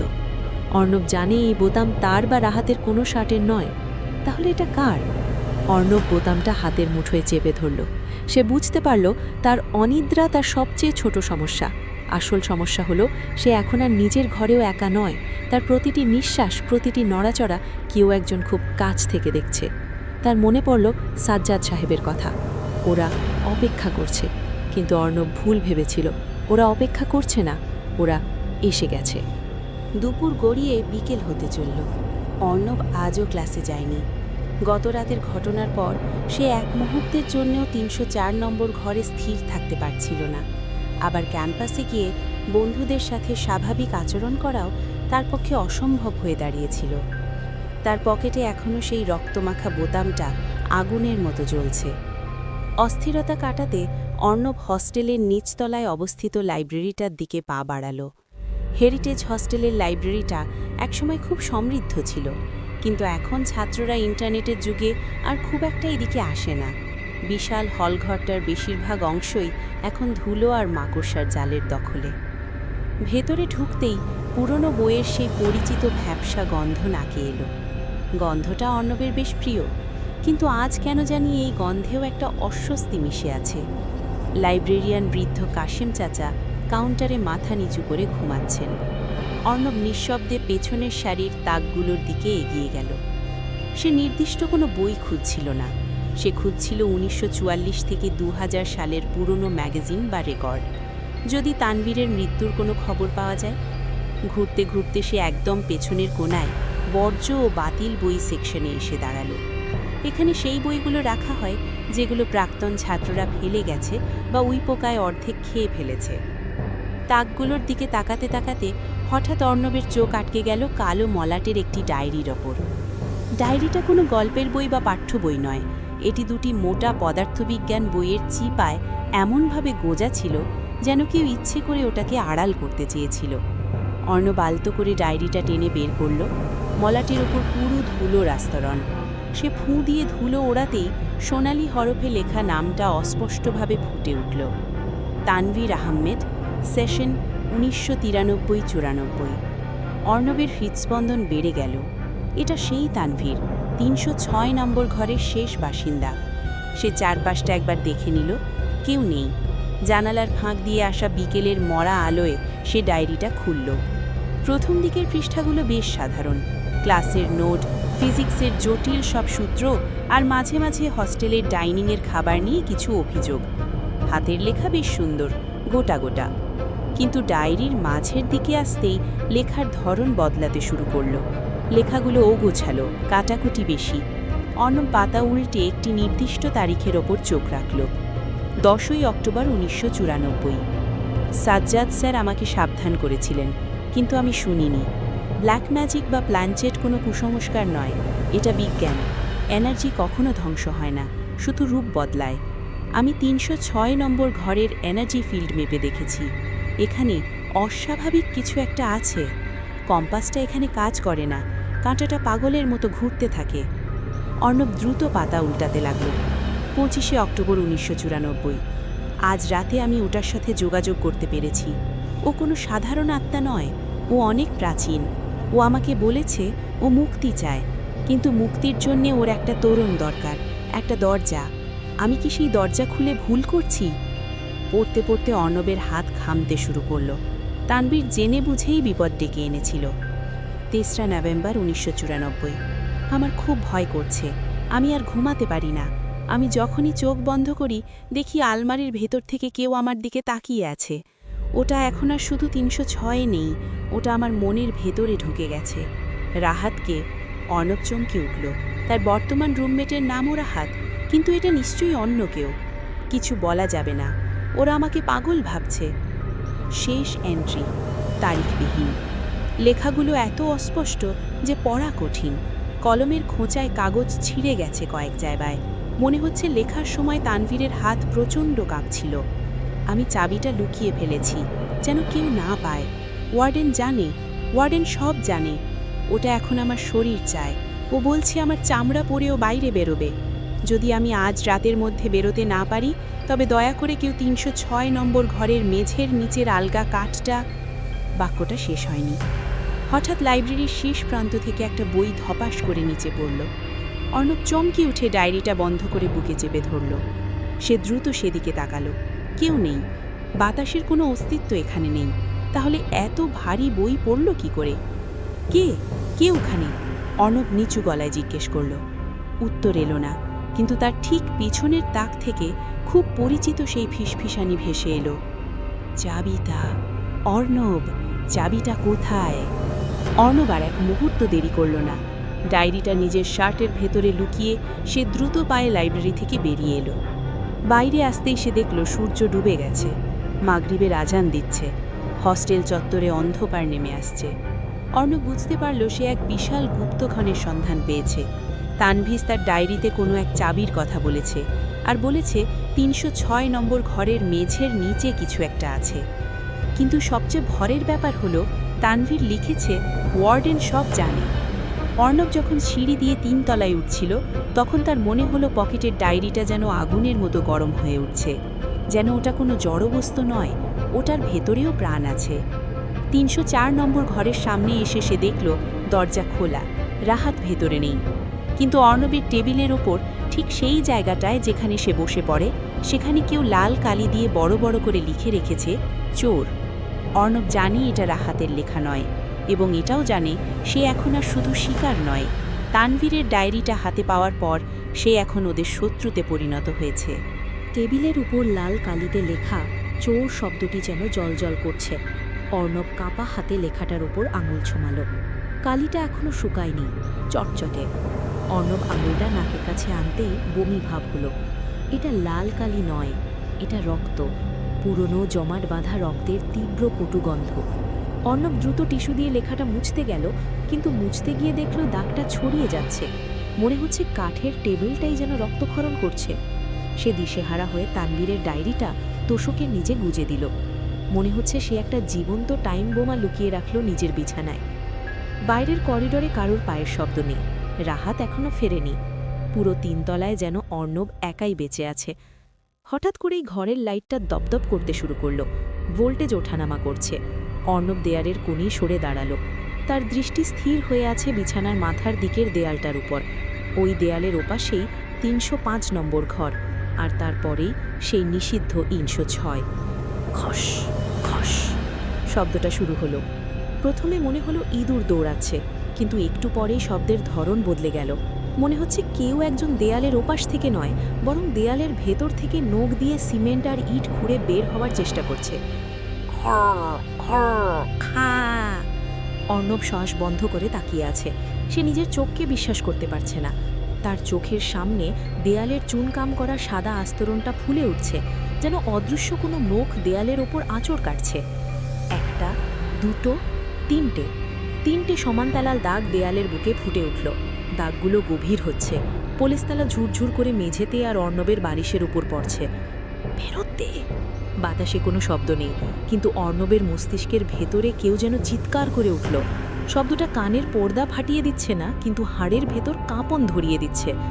ফেরত দে, আমার জিনিস ফেরত দে। তোষকের নিচে রাখা ডায়েরিটা নড়ে উঠল। হ্যাঁ, অর্ণব স্পষ্ট দেখল বিছানাটা কেঁপে উঠল, যেন ওই ডায়েরিটা ওই দেয়ালের আহ্বানের সাড়া দিয়ে ওদিকেই ছুটে যেতে চাইছে। অর্ণব ভয়ে পিছিয়ে যেতে গিয়ে চেয়ারে ধাক্কা খেল। দেয়ালের আঁচড়গুলো এখন আরও হিংস্র হয়ে উঠছে। চুন সুরকি খসে গিয়ে ইটের লাল রং বেরিয়ে পড়েছে। মনে হচ্ছে দেয়ালের ওপাশে কোনো হিংস্র পশু খাঁচা ভেঙে বেরিয়ে আসার জন্য উন্মাদ হয়ে গেছে। কে, কি চাও তোমরা? অর্ণব চিৎকার করে উঠল। উত্তরে ঘরের ফ্যানটা অদ্ভুত শব্দে ঘুরতে শুরু করলো, যদিও সুইচ অফ করা ছিল। জানালার কপাটগুলো সশব্দে বাড়ি খেতে লাগলো, আর দেয়ালের সেই গভীর আঁচড়ের দাগগুলো থেকে এবার চুইয়ে পড়তে শুরু করলো কালো রঙের এক তরল পদার্থ। দুর্গন্ধযুক্ত কালো জল নাকি অন্য কিছু, সেটা দেয়াল বেয়ে গড়িয়ে অর্ণবের বিছানার দিকে নামছে। অর্ণব দৌড়ে দরজার দিকে গেল, সিটকিনি খুলতে চাইল, কিন্তু সিটকিনিটা জ্যাম হয়ে আছে, কিছুতেই নড়ছে না। মনে হচ্ছে কেউ ওপাশ থেকে ওটা চেপে ধরে রেখেছে। চোর, চোর, চোর। ফিসফিসানি শব্দটা এখন আর একজনের নয়, মনে হচ্ছে শত শত কণ্ঠস্বর একসঙ্গে ফিসফিস করছে। পুরো ঘরটা যেন ওই শব্দে ভরে গেছে। অর্ণব দরজায় ধপধপ করে আঘাত করতে লাগলো। বাঁচান, কেউ আছেন? Rahat, warden sir. ঠিক সেই মুহূর্তে দেয়ালের একটা বড় অংশ খসে পড়ল বিছানার ওপর। ধুলোয় ভরে গেল ঘর। অর্ণব দেখল সেই গর্তের ভেতর দিয়ে দুটো জলজলে চোখ তার দিকে তাকিয়ে আছে। দেয়ালের ওপাশে অন্ধকার, কিন্তু ওই চোখ দুটো অঙ্গারের মতো জ্বলছে। অর্ণব জ্ঞান হারানোর ঠিক আগ মুহূর্তে দরজায় চাবি ঘোরানোর শব্দ হলো। ক্লিক। দরজাটা দরাম করে খুলে গেল। রাহাত দাঁড়িয়ে আছে দরজায়, তার হাতে একটা পিৎজার প্যাকেট। সে অবাক হয়ে অর্ণবের দিকে তাকালো, তারপর তাকালো ঘরের অবস্থার দিকে। অর্ণব, কি হয়েছে? তুই মেঝেতে বসে আছিস কেন? আর ঘরে এত ধুলো কিসের? অর্ণব হাঁপিয়ে হাঁপিয়ে আঙুল তুলে দেয়ালের দিকে দেখালো। দেয়ালটা দেখ রাহাত, ওরা আসছিল। রাহাত ভ্রু কুঁচকে দেয়ালের দিকে তাকালো। কোন দেয়াল? কি বলছিস তুই? অর্ণব ঘাড় ঘুরিয়ে তাকালো। দেয়ালে কোনো গর্ত নেই, কোনো কালো তরল নেই, কোনো চোখ নেই। তবে বিছানার ঠিক ওপরে দেয়ালের পোলেস্তারা সামান্য খসে পড়েছে, যেন অনেক পুরনো বাড়ির দেয়াল নোনা ধরে খসে পড়ে, ঠিক সেরকম। কিন্তু সেখানে কোনো আঁচড়ের দাগ নেই। কিন্তু আমি দেখলাম, অর্ণব বিড়বিড় করল। রাহাত ভেতরে ঢুকে দরজাটা বন্ধ করল। সে পিৎজার প্যাকেটটা টেবিলে রাখল, ঠিক ওই জায়গাটায় যেখানে একটু আগে রক্ত দিয়ে চোর লেখা ছিল। এখন সেখানে কিছুই নেই, একদম পরিষ্কার। রাহাত অর্ণবের কাঁধে হাত রাখল। ভাই, তোর সিরিয়াসলি রেস্ট দরকার। তুই হ্যালুসিনেশন দেখছিস। ডাক্তার যে ঘুমের ওষুধ দিয়েছে সেটা আজই খাবি, প্লিজ। অর্ণব কিছু বলল না। সে জানে রাহাত বিশ্বাস করবে না, কিন্তু অর্ণব এটাও জানে এটা হ্যালুসিনেশন ছিল না। কারণ রাহাত যখন বাথরুমে কাপড় ছাড়তে গেল, অর্ণব তোষকের নিচ থেকে ডায়েরিটা বের করল। ডায়েরিটা আগুনের মতো গরম হয়ে আছে, এত গরম যে হাতে ধরা যাচ্ছে না। আর ডায়েরির মলাটের উপর এখন নতুন একটা আঁচড়ের দাগ আছে, ঠিক যেমন আঁচড় সে একটু আগে দেয়ালে দেখেছিল। ওরা জানে ডায়েরিটা কোথায় আছে, আর ওরা এটাও বুঝিয়ে দিল রাহাত বা অন্য কেউ অর্ণবকে বাঁচাতে পারবে না। কারণ রাহাত যখন ঘরে থাকে তখন ওরা লুকিয়ে পড়ে, কিন্তু অর্ণব একা হলেই ওরা ফিরে আসবে। অর্ণব জানালার দিকে তাকালো। কাঁচের ওপাশে অন্ধকার। আজ রাতে ঘুমের ওষুধ খেয়ে লাভ নেই, কারণ ঘুমন্ত মানুষ নিজেকে বাঁচাতে পারে না। সকাল 11টা। আজ আকাশ পরিষ্কার, কিন্তু অর্ণবের মনের আকাশ মেঘলা। গত রাতের ঘটনার পর সে সিদ্ধান্ত নিয়েছে শুধু ভয় পেয়ে ঘরের কোণে বসে থাকলে চলবে না। ওরা কি চায় এবং 1994 সালে আসলে কি ঘটেছিল তা জানতেই হবে। হস্টেল থেকে বেরিয়ে অর্ণব সোজা বিশ্ববিদ্যালয়ের প্রশাসনিক ভবনের দিকে গেল। তার গন্তব্য ওল্ড রেকর্ড রুম। 50 বছরের পুরনো এই বিশ্ববিদ্যালয়ের ধুলোমাখা ফাইলগুলোর নিচে অনেক সত্য চাপা পড়ে আছে। রেকর্ড রুমের দায়িত্বে আছেন একজন বয়স্ক কেরানি, নাম মনসুর আলী। খিটখিটে মেজাজের লোক। প্রথমে তিনি অর্ণবকে পাত্তাই দিতে চাইলেন না, কিন্তু অর্ণব যখন তার পকেটের শেষ সম্বল 500 টাকার নোটটা মনসুর আলীর চায়ের কাপের নিচে গুঁজে দিল, তখন ভদ্রলোকের মেজাজ কিছুটা নরম হলো। কত সাল বললে? 94? মনসুর আলী চশমাটা নাকের ডগায় নামিয়ে জিজ্ঞেস করলেন। জি, নভেম্বর মাস। তানভীর আহমেদ নামে এক ছাত্র মারা গিয়েছিল হেরিটেজ হস্টেলে। আমি তার ফাইলটা দেখতে চাই। মনসুর আলী ভ্রু কুচকালেন। তানভীর? ওই সুইসাইড কেসটা? ওটার ফাইল তো পুলিশ সিজ করে নিয়ে গিয়েছিল। তবে তিনি একটু ভেবে বললেন, ডিপার্টমেন্টাল স্টুডেন্ট প্রোফাইলটা হয়তো পাওয়া যেতে পারে। দাঁড়াও। তিনি নড়বড়ে মই বেয়ে বিশাল এক আলমারির উপরের তাকে উঠলেন। প্রায় 20 মিনিট ধুলোবালি ঘাটাঘাটির পর একটা জীর্ণ হলুদ রঙের ফাইল নিয়ে নিচে নামলেন। এই নাও, বেশিক্ষণ রাখা যাবে না, বড়বাবু দেখলে চাকরি যাবে। অর্ণব দ্রুত ফাইলটা খুলল। ফাইলের ওপর তানভীরের পাসপোর্ট সাইজ ছবি। উজ্জ্বল চেহারার এক তরুণ, চোখে মোটা ফ্রেমের চশমা। ছবির নিচে লেখা ডিপার্টমেন্ট অফ ফিজিক্স, রোল 306। কাকতালীয়ভাবে রোল নম্বর আর রুম নম্বর 1। অর্ণব পাতা উল্টে ব্যক্তিগত তথ্যের পাতায় গেল। পিতার নাম, গ্রামের বাড়ি, এসব সাধারণ তথ্য, কিন্তু গার্জিয়ান বা লোকাল অভিভাবকের কলামে চোখ পড়তেই অর্ণব চমকে উঠল। সেখানে একজন সহপাঠীর নাম রেফারেন্স হিসেবে দেওয়া আছে। লেখা আছে রুমমেট ও স্থানীয় অভিভাবক সাজ্জাদ হোসেন। অর্ণবের মাথায় যেন বাজ পড়ল। সাজ্জাদ হোসেন তাদের হস্টেলের বর্তমান ওয়ার্ডেন? ওয়ার্ডেন বলেছিলেন তিনি তখন চাকরি করতেন না, তিনি পরে এসেছেন। তিনি তানভীরকে ছাত্র হিসেবে চিনতেন, কিন্তু ফাইলে পরিষ্কার লেখা সাজ্জাদ হোসেন তানভীরের ক্লাসমেট এবং রুমমেট ছিলেন। তার মানে সাজ্জাদ হোসেন মিথ্যা বলেছেন। তিনি শুধু প্রত্যক্ষদর্শী নন, তিনি তানভীরের জীবনের এবং সম্ভবত মৃত্যুরও খুব কাছের একজন মানুষ ছিলেন। অর্ণব দ্রুত ফাইলের শেষের দিকে গেল। সেখানে একটা নিউজপেপারের কাটিং পিন দিয়ে আটকানো আছে। পত্রিকার শিরোনাম, বিশ্ববিদ্যালয় হস্টেলে ছাত্রের রহস্যজনক মৃত্যু, কর্তৃপক্ষের দাবি আত্মহত্যা। খবরের পাশে একটা সাদা কালো ছবি, লাশ বের করে নিয়ে যাচ্ছে পুলিশ। লাশের মুখটা সাদা কাপড় দিয়ে ঢাকা, কিন্তু পাশে ভিড় করে দাঁড়িয়ে থাকা ছাত্রদের মধ্যে একজনকে দেখে অর্ণব চিনতে পারল। রোগা, লম্বা, চোখে সেই একই ভীতু চাউনি, তরুণ বয়সের সাজ্জাদ হোসেন। তিনি লাশের দিকে তাকিয়ে আছেন, কিন্তু তার মুখে শোকের চেয়ে বেশি ফুটে আছে আতঙ্ক এবং অপরাধবোধ। খবরের নিচেই ছোট করে আরেকটা প্যারাগ্রাফ আছে। অর্ণব সেটা পড়ল। মৃত ছাত্রের ঘর থেকে অদ্ভুত কিছু রাসায়নিক দ্রব্য এবং প্রাচীন পুঁথি উদ্ধার করা হয়েছে। তবে পুলিশ জানায় লাশের ময়নাতদন্তের রিপোর্ট অনুযায়ী হার্ট অ্যাটাক হয়েছে।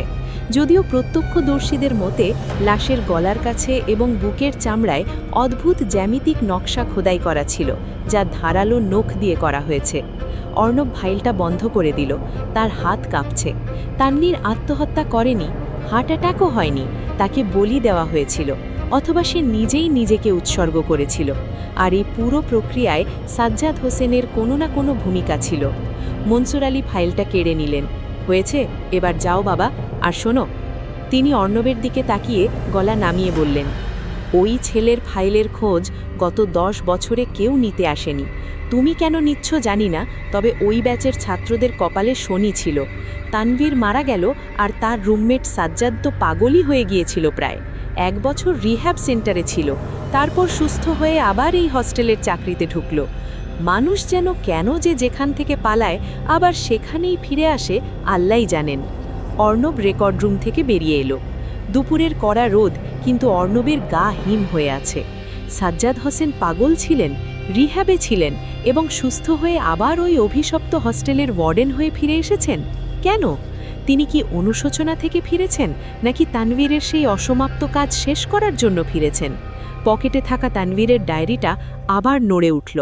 অর্ণব বুঝতে পারল তাকে এখনই হস্টেলে ফিরতে হবে, সাজ্জাদ হোসেনের মুখোমুখি হতে হবে। কিন্তু হস্টেলের গেটে পৌঁছতেই সে দেখল এক অদ্ভুত দৃশ্য। হস্টেলের সামনে একটা অ্যাম্বুলেন্স দাঁড়িয়ে আছে, গেটের কাছে ভিড়। অর্ণব দৌড়ে ভিড় ঠেলে সামনে গেল। কি হয়েছে? কি অসুস্থ? সে একজনকে জিজ্ঞেস করল। ছেলেটি উত্তর দিল, রাহাত ভাই, 304 নম্বরের রাহাত। দুপুরে ডাইনিংয়ে খেতে খেতে হঠাৎ অজ্ঞান হয়ে গেলেন। মুখ দিয়ে গ্যাজেলা বেরোচ্ছিল, আর বিড়বিড় করে বলছিলেন, ওরা আসছে, ওরা দেয়ালের ভেতর থেকে আসছে। অর্ণবের পায়ের তলা মাটি সরে গেল। রাহাত! কাল রাতে অর্ণব বেঁচে গেছে, কারণ ওরা ডায়েরি খুঁজছিল, কিন্তু আজ দুপুরে অর্ণব ছিল না, রাহাত একা ছিল। ওরা রাহাতকে ধরেছে। অ্যাম্বুলেন্স রাহাতকে নিয়ে সাইরেন বাজিয়ে চলে গেল। ভিড়ের মধ্যে দাঁড়িয়ে অর্ণব দেখল ওয়ার্ডেন সাজ্জাদ হোসেন গেটের আড়াল থেকে অ্যাম্বুলেন্সের চলে যাওয়া দেখছেন। তার মুখে কোনো উদ্বেগ নেই, আছে এক নিঠুর হিমশীতল হাসি। তিনি অর্ণবের দিকে তাকালেন, তারপর নিজের গলার কাছে হাত দিয়ে একটা ভঙ্গি করলেন, যেন বোঝাতে চাইলেন, পরের জন তুমি। অর্ণব আর পালালো না, সে গেট দিয়ে ভেতরে ঢুকল। লুকোচুরি শেষ, এবার সামনাসামনি যুদ্ধ। রাত 2:30। 304 নম্বর ঘরে আজ অর্ণব একা। রাহাতের বিছানাটা শূন্য পড়ে আছে। ওই শূন্য বিছানার দিকে তাকালেই অর্ণবের বুকের ভেতরটা মোচড় দিয়ে উঠছে। রাহাতের জ্ঞান এখনও ফেরেনি, তাকে আইসিইউতে রাখা হয়েছে। অর্ণব দরজা বন্ধ করে দিয়েছে, ছিটকিনিতে 2 বার করে চেক করেছে। এমনকি দরজার হাতলের নিচে একটা ভারী চেয়ার ঠেকিয়ে দিয়েছে, যেন বাইরে থেকে কেউ ধাক্কা দিলে সহজে খুলতে না পারে। কিন্তু সে জানে ওদের আটকানোর জন্য কাঠের দরজা যথেষ্ট নয়। তানভীরের ডায়েরিটা অর্ণব নিজের বালিশের নিচে রাখেনি, ওটা সে বুকের সাথে চেপে ধরে শুয়ে আছে। শরীর ক্লান্তিতে ভেঙে আসছে, কিন্তু সে প্রতিজ্ঞা করেছে আজ ঘুমাবে না, ঘুমালেই বিপদ। সে মোবাইলের টর্চটা জ্বেলে মুখের কাছে ধরে রাখল। সময় গড়িয়ে যাচ্ছে। টর্চের আলোটা ধীরে ধীরে অর্ণবের চোখের ওপর ভারী হয়ে এলো। চোখের পাতা দুটো যেন সীসার মতো ভারী। অনিচ্ছা সত্ত্বেও একসময় তার হাত থেকে মোবাইলটা খসে বিছানায় পড়ে গেল। আলো নিভে গেল। ক্লান্তি তাকে টেনে নিয়ে গেল এক গভীর অন্ধকার গহ্বরে। হঠাৎ অর্ণবের ঘুম ভাঙল। না, ঠিক ঘুম ভাঙল না, তার চেতনা ফিরল।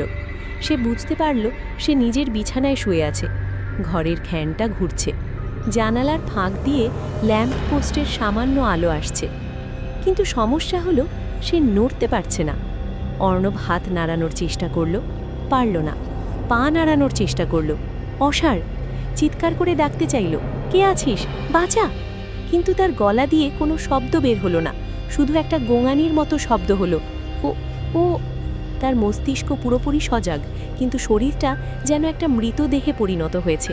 এটাই স্লিপ প্যারালাইসিস, বোবায় ধরা। অর্ণব শান্ত হবার চেষ্টা করল। সে জানে এটা সাময়িক, কিছুক্ষণ পর ঠিক হয়ে যাবে। সে জোরে জোরে শ্বাস নেওয়ার চেষ্টা করল।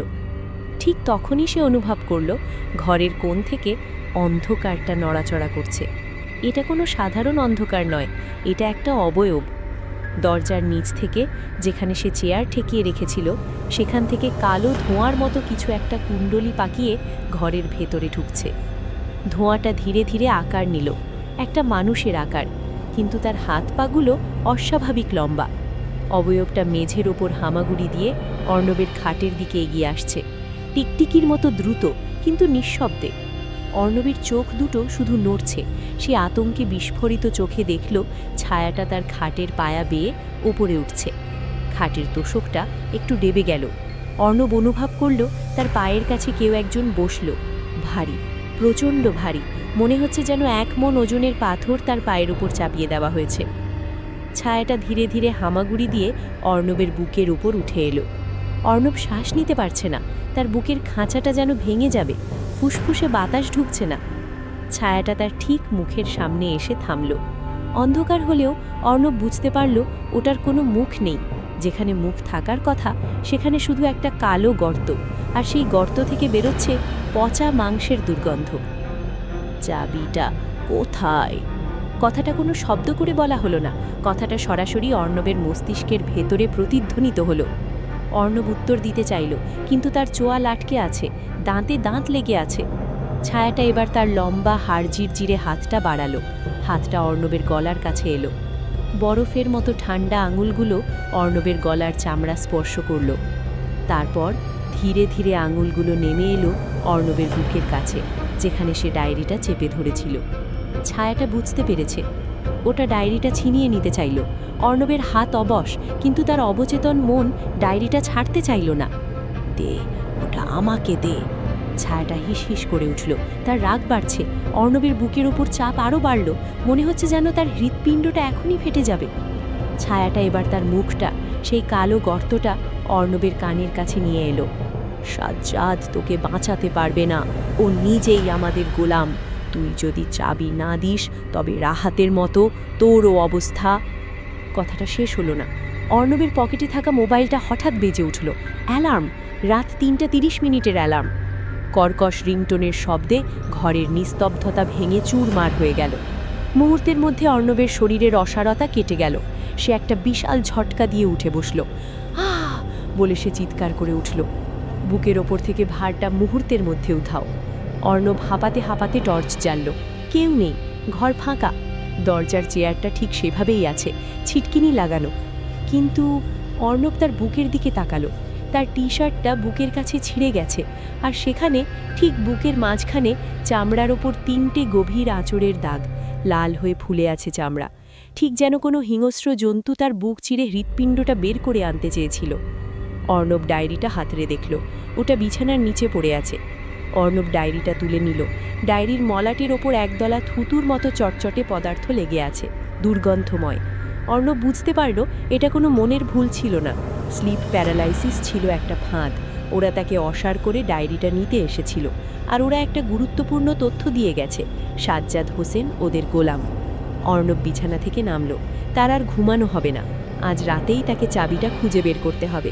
তানফিরের ডায়েরিতে লেখা ছিল মেঝের নিচের আলগা কাঠ। 306 নম্বর ঘরে ঢোকার চাবি হয়তো ওখানেই আছে। কিন্তু 306 নম্বর ঘরে ঢোকার আগে তাকে নিজের ঘরের মেঝেও পরীক্ষা করতে হবে, কারণ তানভীরে লিখেছিল সে চাবিটা লুকিয়ে ফেলেছে। কোথায়? অর্ণব ডায়েরির শেষ পাতাটা আবার পড়ল। আমি চাবিটা লুকিয়ে ফেলেছি, আমার রুমের মেঝের নিচে নয়, বরং... লেখাটা অস্পষ্ট, কিন্তু হঠাৎ অর্ণবের মনে হলো তানভীরের রুম নম্বর ছিল 306, কিন্তু তানভীর মাঝে মাঝে 304-এ এসে আড্ডা দিত। অর্ণব তার নিজের খাটের নিচে দেখল মেঝের একটা টাইলস একটু নড়বড়ে মনে হচ্ছে। অর্ণব কি টাইলসটা সরাবে, নাকি সে জানে এই টাইলস সরালে সে এমন দরজার চাবি পাবে যা নরকের দরজা খুলে দেবে? খাটের নিচের আলগা টাইলসটা সরাতেই অর্ণব দেখল সেখানে ধুলো মাখা ছোট্ট একটা গর্ত। গর্তের ভেতর একটা পুরনো জং ধরা টিনের কৌটা। কাঁপা হাতে অর্ণব কৌটাটা খুলল। ভেতরে কিছু হাড়ের টুকরো, একটা কয়েন, পুরনো 10 পয়সা এবং একটা ভাঁজ করা কাগজ। কাগজটা খুলতেই তানভীরের পরিচিত হাতের লেখা চোখে পড়ল। যদি তুমি এটা খুঁজে পাও, তার মানে আমি আর বেঁচে নেই। ওরা আমাকে নিয়ে গেছে, কিন্তু চাবিটা আমি এমন জায়গায় রেখেছি যা ওরা খুঁজে পাবে না। চাবিটা পেটা হলে আমাকে ডাকতে হবে, কিন্তু সাবধান, আমার সাথে ওরাও আসতে পারে। কাগজের নিচে লাল কালিতে প্ল্যান্টেড করার নিয়মাবলী লেখা। অর্ণব ঘড়ির দিকে তাকালো। রাত 3:55। ভোরের আলো ফোটার আগে তাকে কাজটা সারতে হবে। সূর্য ওঠার পর আত্মারা আর যোগাযোগ করতে পারে না। অর্ণব দ্রুত প্রস্তুতি নিল। ঘরের সব আলো নিভিয়ে দিল।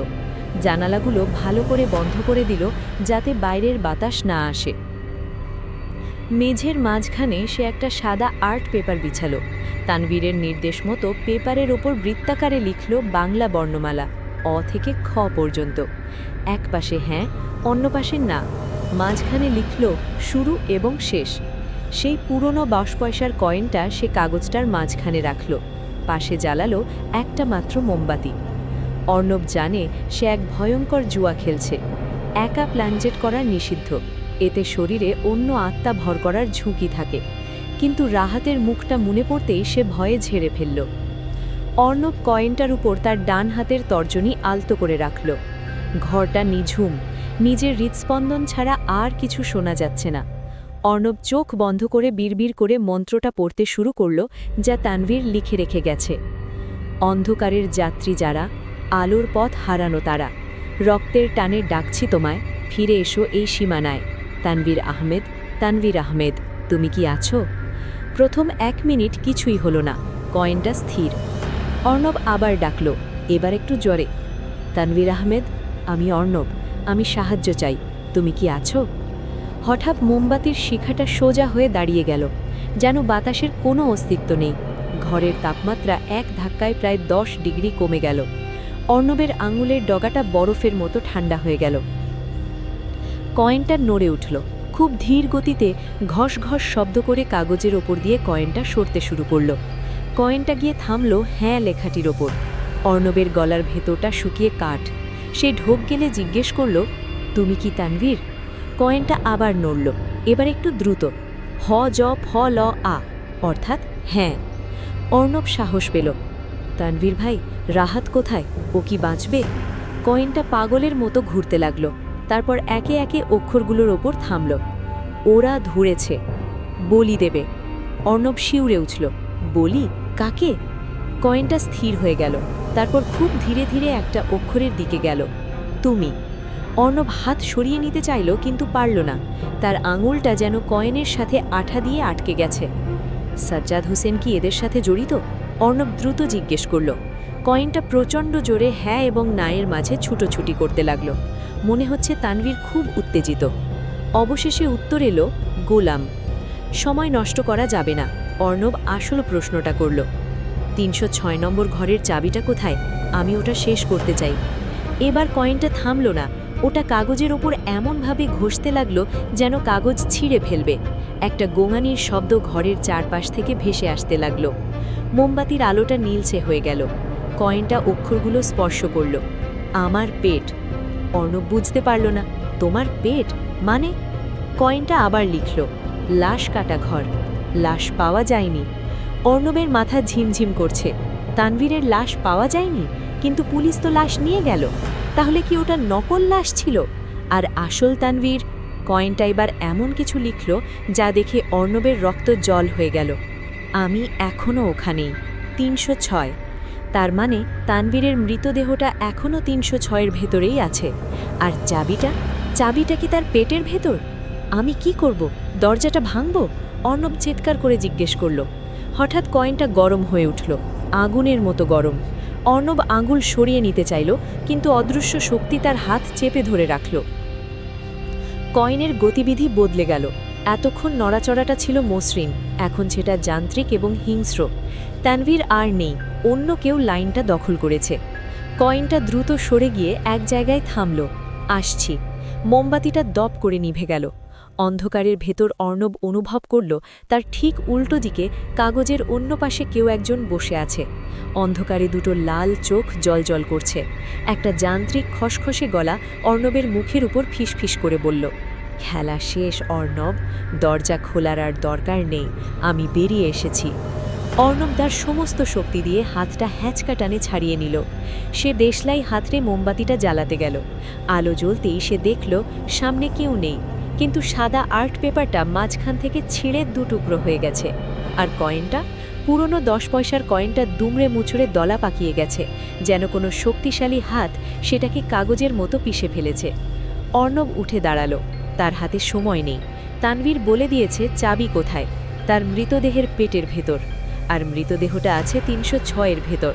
কিন্তু 306-এর দরজা তো তালাবদ্ধ, চাবি ছাড়া সে ঢুকবে কি করে?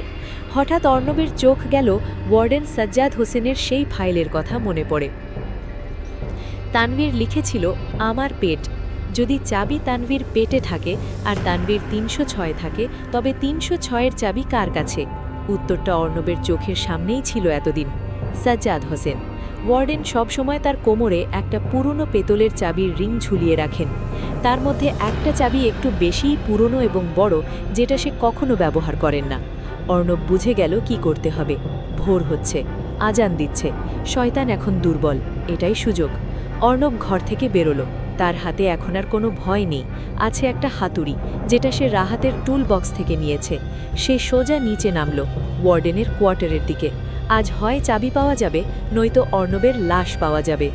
ভোরের আজানের ধ্বনি মিলিয়ে গেছে, কিন্তু হস্টেলের করিডোরগুলো এখনও আবছা অন্ধকারে ঢাকা। অর্ণব নিঃশব্দে সিঁড়ি দিয়ে নিচে নামছে। তার ডান হাতে শক্ত করে ধরা হাতুড়িটা।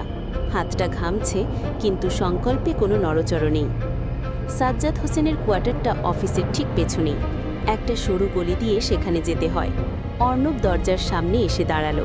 দরজাটা ভেজানো, ভেতর থেকে একটা ভ্যাপসা তামাক পোড়ার গন্ধ আসছে। অর্ণব আলতো করে দরজায় ধাক্কা দিল। পুরনো কবজার শব্দে দরজাটা খুলে গেল। ঘরের ভেতরটা অগোছালো, মেঝেময় ছড়িয়ে আছে পুরনো ফাইল, খবরের কাগজ আর সিগারেটের টুকরো। ঘরের এক কোণে একটা ইজি চেয়ারে বসে আছেন সাজ্জাদ হোসেন। তিনি ঘুমাচ্ছেন না। তার চোখ দুটো খোলা, দৃষ্টি জানালার দিকে, কিন্তু সেই দৃষ্টিতে কোনো প্রাণ নেই। মনে হচ্ছে কোনো পাথরের মূর্তি বসে আছে। আমি জানতাম তুমি আসবে, সাজ্জাদ হোসেন না তাকিয়েই বললেন। তার গলাটা ভাঙা, যেন বহুদিন তিনি কথা বলেননি। অর্ণব এক পা এগিয়ে গেল। চাবিটা দিন। সাজ্জাদ হোসেন ধীরে ধীরে মাথা ঘোরালেন। তার চোখের নিচে কালির দাগগুলো এখন গর্তের মতো দেখাচ্ছে।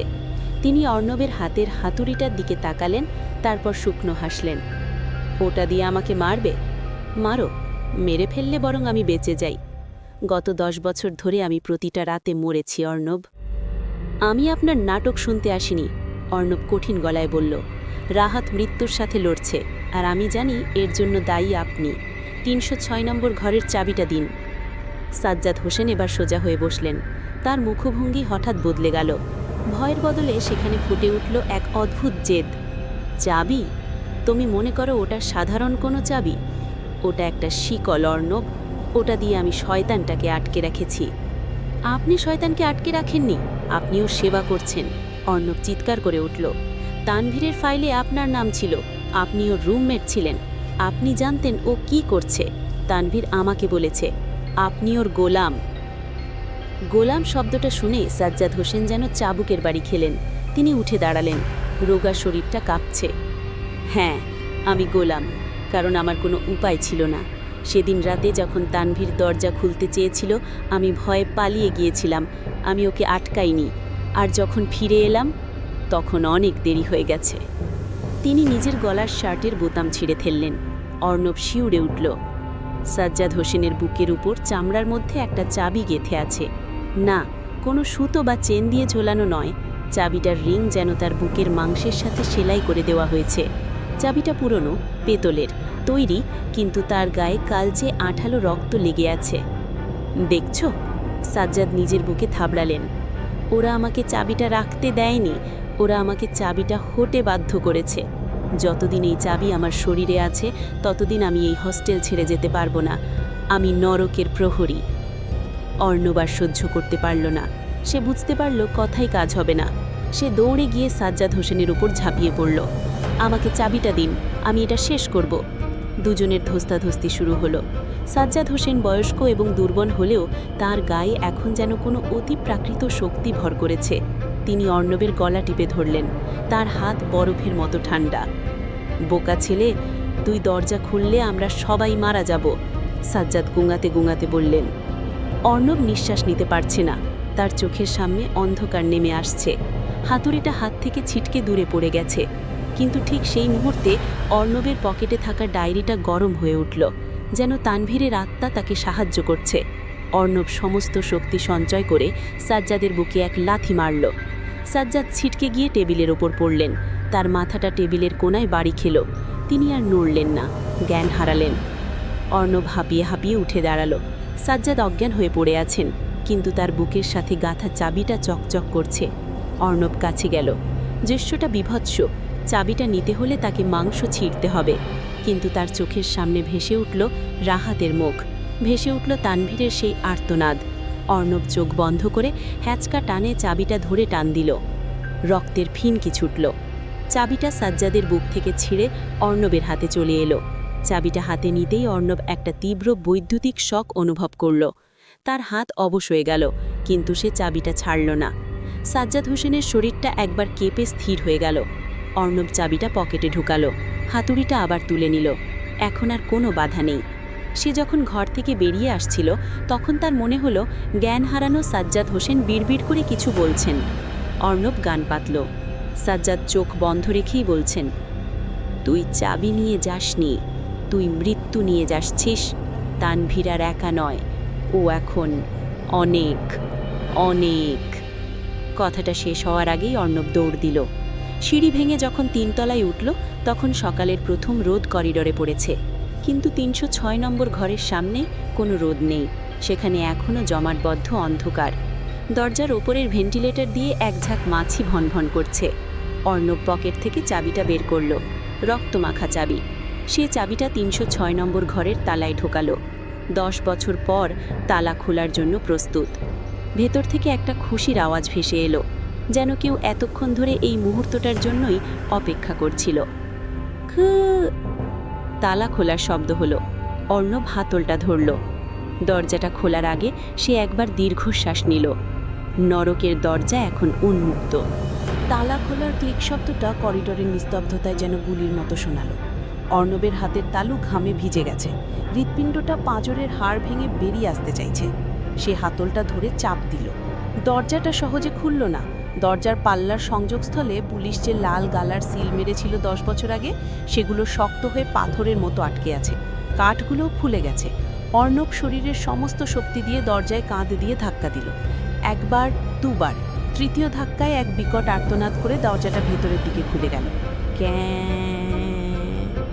মরিচা ধরা কবজার ঘর্ষণে যে শব্দ হলো, তা কোনো যান্ত্রিক শব্দ নয়। মনে হলো কোনো বৃদ্ধ দৈত্য যন্ত্রণায় চিৎকার করে উঠল। দরজা খুলতেই এক ঝলক বাতাস ভেতর থেকে বেরিয়ে এলো। বাতাস বলা ভুল হবে, ওটা ছিল বিষাক্ত বাষ্প, ফরম্যালিন, পুরনো বইয়ের পাতা আর পচা ইঁদুরের মতো এক তীব্র কটু গন্ধ। অর্ণব নাকে কাপড় চেপে ধরল। তার চোখ দিয়ে পানি বেরিয়ে আসছে। বাইরের করিডোরের আলো দরজার চৌকাঠ পর্যন্ত গিয়েই যেন থমকে গেছে। ভেতরের অন্ধকার এতটাই ঘন যে আলো সেটা ভেদ করতে পারছে না। মনে হচ্ছে 306 নম্বর ঘরটা এই জগতের কোনো অংশ নয়, বরং অন্য কোনো এক মাত্রার ডাইমেনশনের অংশ। অর্ণব পকেট থেকে মোবাইলটা বের করে টর্চ জ্বালালো। আলোর সরু রেখা অন্ধকারের বুক চিরে ভেতরে ঢুকল। পা বাড়ানোর আগে অর্ণব মেঝের দিকে তাকালো। দরজার ঠিক ওপাশেই মেঝের ওপর পুরো ধুলোর আস্তরণ। গত 10 বছরে এই ধুলোয় কোনো মানুষের পায়ের ছাপ পড়েনি। অর্ণব একটা বড় শ্বাস নিয়ে ডান পাটা ভেতরে রাখল। শীতল, অসম্ভব শীতল। মনে হলো সে কোনো ফ্রিজারের ভেতরে পা দিয়েছে। অর্ণব পুরোপুরি ভেতরে ঢুকল। টর্চের আলোয় ঘরটা ধীরে ধীরে দৃশ্যমান হতে শুরু করলো। এটা একটা টাইম ক্যাপসুল। 1994 সালে ঘরটা যেমন ছিল ঠিক তেমনই আছে। ডান দিকে একটা পড়ার টেবিল। টেবিলের ওপর কিছু বই খোলা অবস্থায় পড়ে আছে, যেন কেউ পড়তে পড়তে উঠে গেছে। পাশে একটা কফি মগ, যার ভেতরে কফি শুকিয়ে কালো একদলা আলগাত্রার মতো হয়ে আছে। টেবিলের ঠিক ওপরে দেওয়াল জুড়ে মাকড়সার জাল। জালগুলো এত ঘন যে মনে হচ্ছে ধূসর রঙের পর্দা টাঙানো আছে। সেই জালের ফাঁকে ফাঁকে আটকে আছে মরে শুকিয়ে যাওয়া বড় বড় মাকড়সা আর পোকা। অর্ণব আলো ঘোরালো বাম দিকে। সেখানে তানভীরের বিছানা। তোষকটা পচে গর্ত হয়ে গেছে।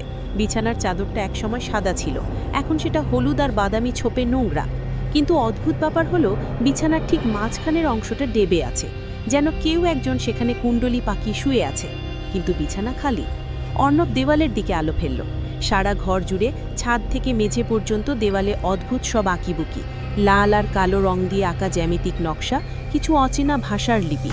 তানভীরের ডায়েরিতে যে নকশার কথা বলা ছিল এগুলো ঠিক তাই, কিন্তু একটা নির্দিষ্ট দেওয়ালের দিকে তাকিয়ে অর্ণব থমকে গেল। আলমারির পেছনের দেওয়াল। সেখানে কোনো নকশা নেই। সেখানে বড় বড় করে কারোর নখ দিয়ে খোদাই করে লেখা, আমি বেরোতে পারছি না।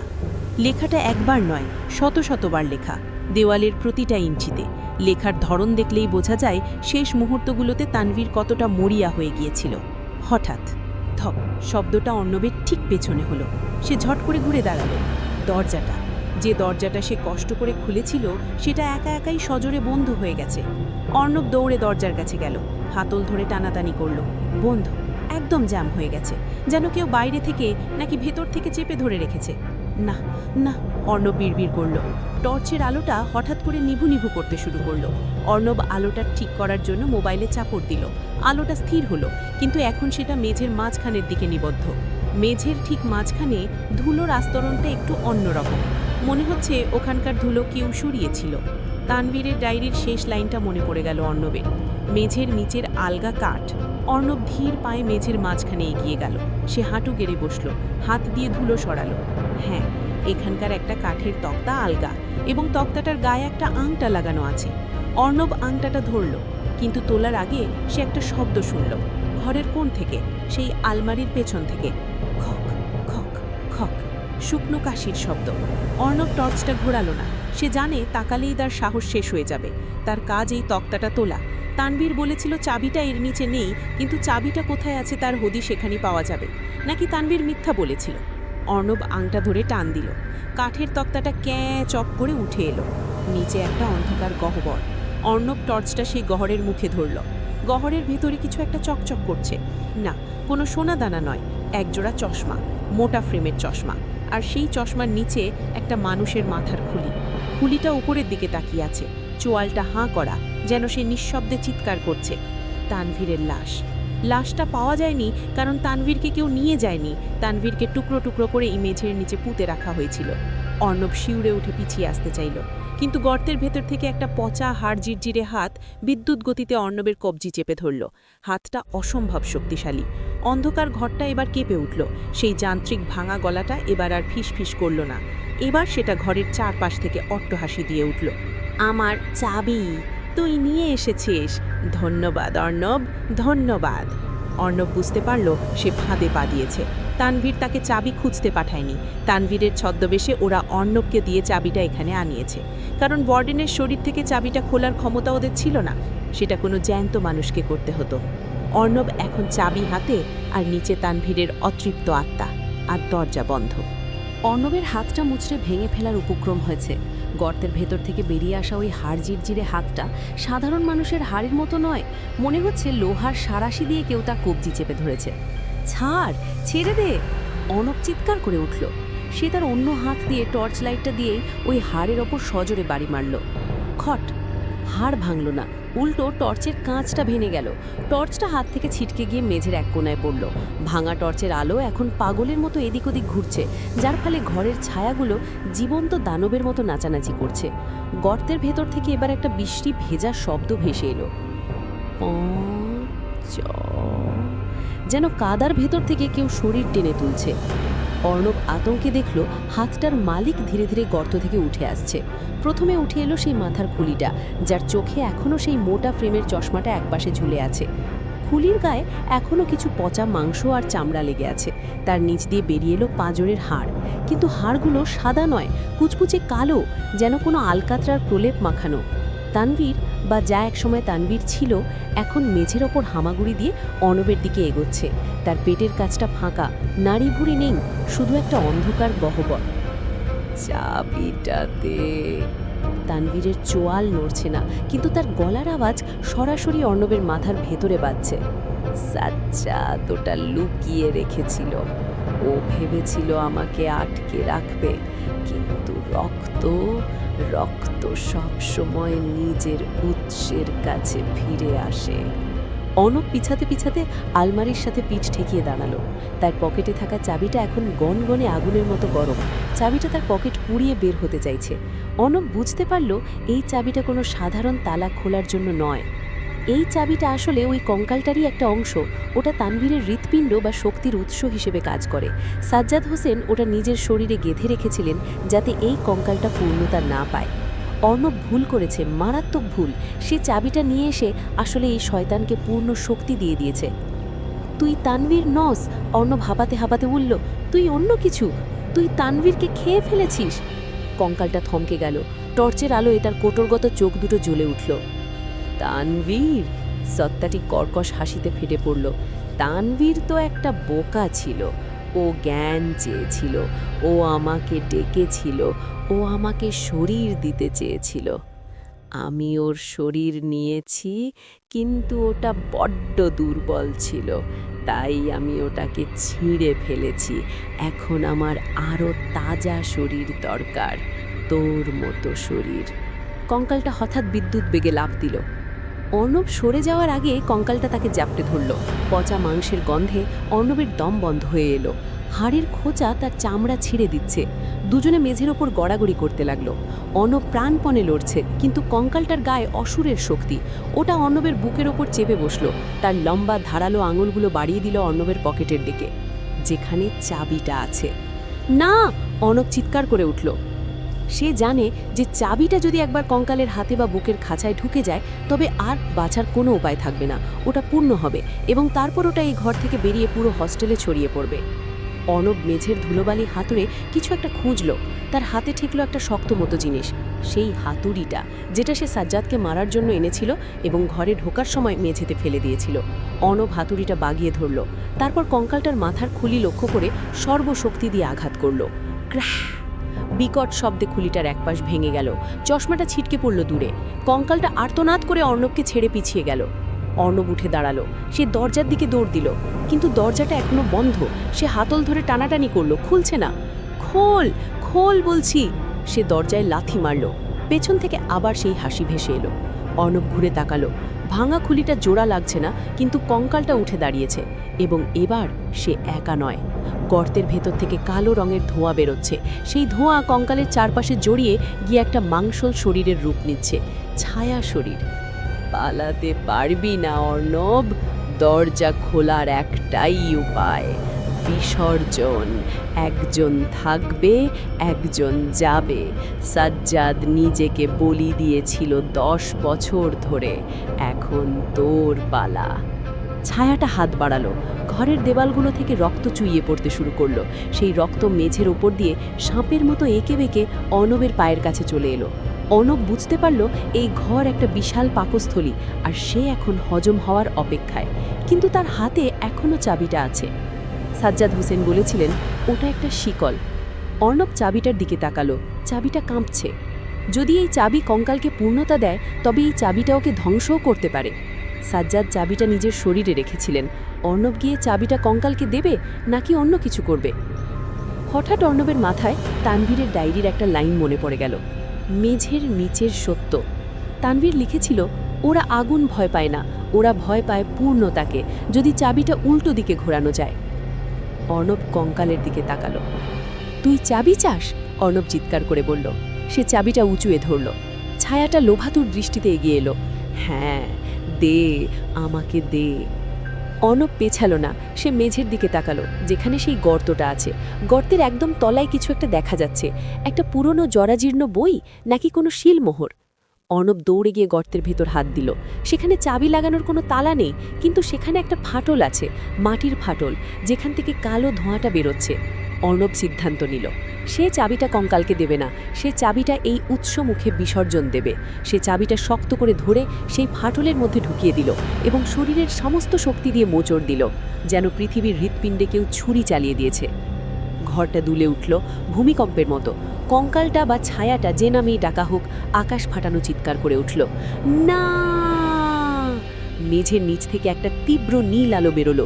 সেই আলো কঙ্কালটাকে গ্রাস করে নিল, কিন্তু বিস্ফোরণের ধাক্কায় অর্ণব ছিটকে গিয়ে দেওয়ালে বাড়ি খায়। তার মাথাটা ঘুরে যায়, চোখের সামনে অন্ধকার। জ্ঞান হারানোর আগে অর্ণব দেখে মেঝের গর্তটা বড় হচ্ছে, আর সেই গর্তটা তাকে টেনে নিয়ে যাচ্ছে। নীল আলোর তীব্রতায় অর্ণবের চোখ অন্ধ হয়ে যাওয়ার জোগাড়। মেঝের নিচের সেই ফাটল থেকে বেরিয়ে আসা আলোকরশ্মি যেন মহাকর্ষ শক্তিকেও হার মানিয়েছে। ঘরের আসবাবপত্র, বই, খাট সব কিছু শূন্যে ভাসছে এবং ধীরে ধীরে ওই গহ্বরের দিকে ধাবিত হচ্ছে। অর্ণব নিজেও মেঝের ওপর দিয়ে হেঁচড়াতে হেঁচড়াতে গর্তের দিকে এগিয়ে যাচ্ছে। সে প্রাণপণে মেঝের ভাঙা কাঠ আঁকড়ে ধরার চেষ্টা করছে, কিন্তু কোনো লাভ হচ্ছে না। অদৃশ্য এক বিশাল চুম্বক যেন তাকে টানছে। গর্তের ঠিক মুখেই কঙ্কালটা, যেটা এখন অর্ধেক ধোঁয়া আর অর্ধেক হাড়ের এক বীভৎস রূপ নিয়েছে, ছটপট করছে। চাবিটা তার অস্তিত্বের মূলে আঘাত করেছে। সে যন্ত্রণায় চিৎকার করছে, কিন্তু তার লোভ এখনও কমেনি। সে তার লম্বা কালো হাতটা বাড়িয়ে অর্ণবের গোড়ালি চেপে ধরল। আমি একা যাব না, তোকেও সাথে নেব। সত্তাটির হুঙ্কার ঘরের দেওয়াল কাঁপিয়ে দিল। অর্ণব অনুভব করল তার পায়ের হাড় মটমট করছে। সে তলিয়ে যাচ্ছে। তার শরীরের অর্ধেকটা এখন গর্তের ভেতরে ঝুলে আছে। নিচে তাকালে দেখা যাচ্ছে অনন্ত এক শূন্যতা, যেখানে নীল আগুন জ্বলছে। ছেড়ে দে শয়তান! অর্ণব চিৎকার করে তার মুক্ত পা দিয়ে কঙ্কালটার মুখে লাথি মারল, কিন্তু কঙ্কালটা ছাড়ল না। তার নোক অর্ণবের মাংসে গেঁথে গেল। অর্ণবের শক্তি শেষ হয়ে আসছে। তার চোখের সামনে ভেসে উঠল বাবা মায়ের মুখ, ভেসে উঠল হাসপাতালের বিছানায় শুয়ে থাকা রাহাতের মুখ। সব কি এখানেই শেষ? ঠিক সেই মুহূর্তে দরজার দিক থেকে একটা ভারী ছায়া ছুটে এলো। বাতাসের গর্জনেও সেই পায়ের শব্দটা আলাদাভাবে শোনা গেল। ওয়ার্ডেন সাজ্জাদ হোসেন। তার বুকের ক্ষতস্থান থেকে ফিনকি দিয়ে রক্ত পড়ছে, জামাটা রক্তে ভেজা, মুখটা ফ্যাকাশে, কিন্তু তার চোখে আর সেই ভয় বা দ্বিধা নেই। তার চোখে এখন এক অদ্ভুত প্রশান্তি। তিনি দৌড়ে এসে গর্তের মুখে ঝাঁপিয়ে পড়লেন। তিনি অর্ণবের হাতটা ধরলেন না, তিনি ধরলেন সেই কঙ্কালটাকে। সাজ্জাদ হোসেন তার দুই হাত দিয়ে কঙ্কালটার গলা, বা যেখানে গলা থাকার কথা, জাপটে ধরলেন। কঙ্কালটা চমকে উঠল। সে অর্ণবকে ছেড়ে দিয়ে সাজ্জাদকে খামচে ধরল। সাজ্জাদ, তুই আমার গোলাম! সাজ্জাদ হোসেন হাসলেন। রক্তমাখা মুখে সেই হাসিটা পবিত্র দেখালো। হ্যাঁ অ্যানভীর, আমি তোর গোলাম ছিলাম, কারণ আমি ভয় পেতাম, আমি মরতে ভয় পেতাম। তিনি কঙ্কালটাকে নিয়ে গর্তের আরও গভীরে ঝুঁকে গেলেন। অর্ণব এখন মুক্ত। সে হামাগুড়ি দিয়ে গর্ত থেকে একটু দূরে সরে এলো। সে হাঁপাতে হাঁপাতে দেখল এই দৃশ্য। সাজ্জাদ হোসেন অর্ণবের দিকে তাকালেন। অর্ণব, পালাও, ঘর থেকে বেরিয়ে যাও। কিন্তু আপনি! অর্ণব চিৎকার করল। সাজ্জাদ হোসেন মাথা নাড়লেন। চাবিটা তুই ঠিক জায়গাতেই দিয়েছিস অর্ণব, কিন্তু এই দরজা বন্ধ করতে চাবি যথেষ্ট নয় অর্ণব, একটা প্রাণ দরকার। 10 বছর আগে তানভীর ভুল করেছিল, আর আমি পালিয়ে গিয়েছিলাম। আজ সেই ভুলের প্রায়শ্চিত্ত করার সময় এসেছে। গর্তের ভেতর থেকে নীল আগুন এবার লেলিহান শিখা হয়ে উপরে উঠে এলো। কঙ্কালটা বুঝতে পারল কি হতে চলেছে। সে আর্তনাদ করে উঠল, না না, ছাড় আমাকে! সাজ্জাদ হোসেন কঙ্কালটাকে আরও শক্ত করে জড়িয়ে ধরলেন, যেন তিনি তার হারিয়ে যাওয়া বন্ধুকে শেষবারের মতো আলিঙ্গন করছেন। চল তানভীর, অনেক হয়েছে, এবার আমাদের যাওয়ার সময়। সাজ্জাদ হোসেন এক মুহূর্তের জন্যও দ্বিধা করলেন না।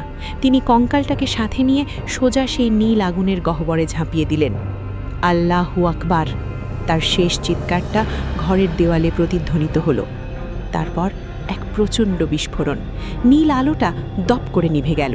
ঘরের মেঝের কাঠগুলো সশব্দে একে অপরের সাথে জুড়ে গেল। ফাটলটা মিলিয়ে গেল। বাতাসের গর্জন থামল। শূন্যে ভাসা আসবাবপত্রগুলো ধপাস করে মেঝেতে পড়ে গেল। এক মুহূর্তের পিনপতন নিস্তব্ধতা। তারপর জানালার কাঁচ ভেঙে ভোরের সোনালি রোদ 306 নম্বর ঘরে প্রবেশ করল। অর্ণব মেঝের এক কোণায় কুঁকড়ে পড়েছিল। সে ধীরে ধীরে চোখ খুলল। ঘরটা এখন একদম সাধারণ একটা পুরনো ঘর, ধুলোমাখা, নোংরা, কিন্তু সেই ভয়টা আর নেই। বাতাসে সেই পচা গন্ধটা নেই। মেঝের মাঝখানটা একদম সমান। সেখানে কোনো গর্ত নেই, কোনো কঙ্কাল নেই, সাজ্জাদ হোসেন নেই। শুধু মেঝের ওপর পড়ে আছে সেই পেতলের চাবিটা।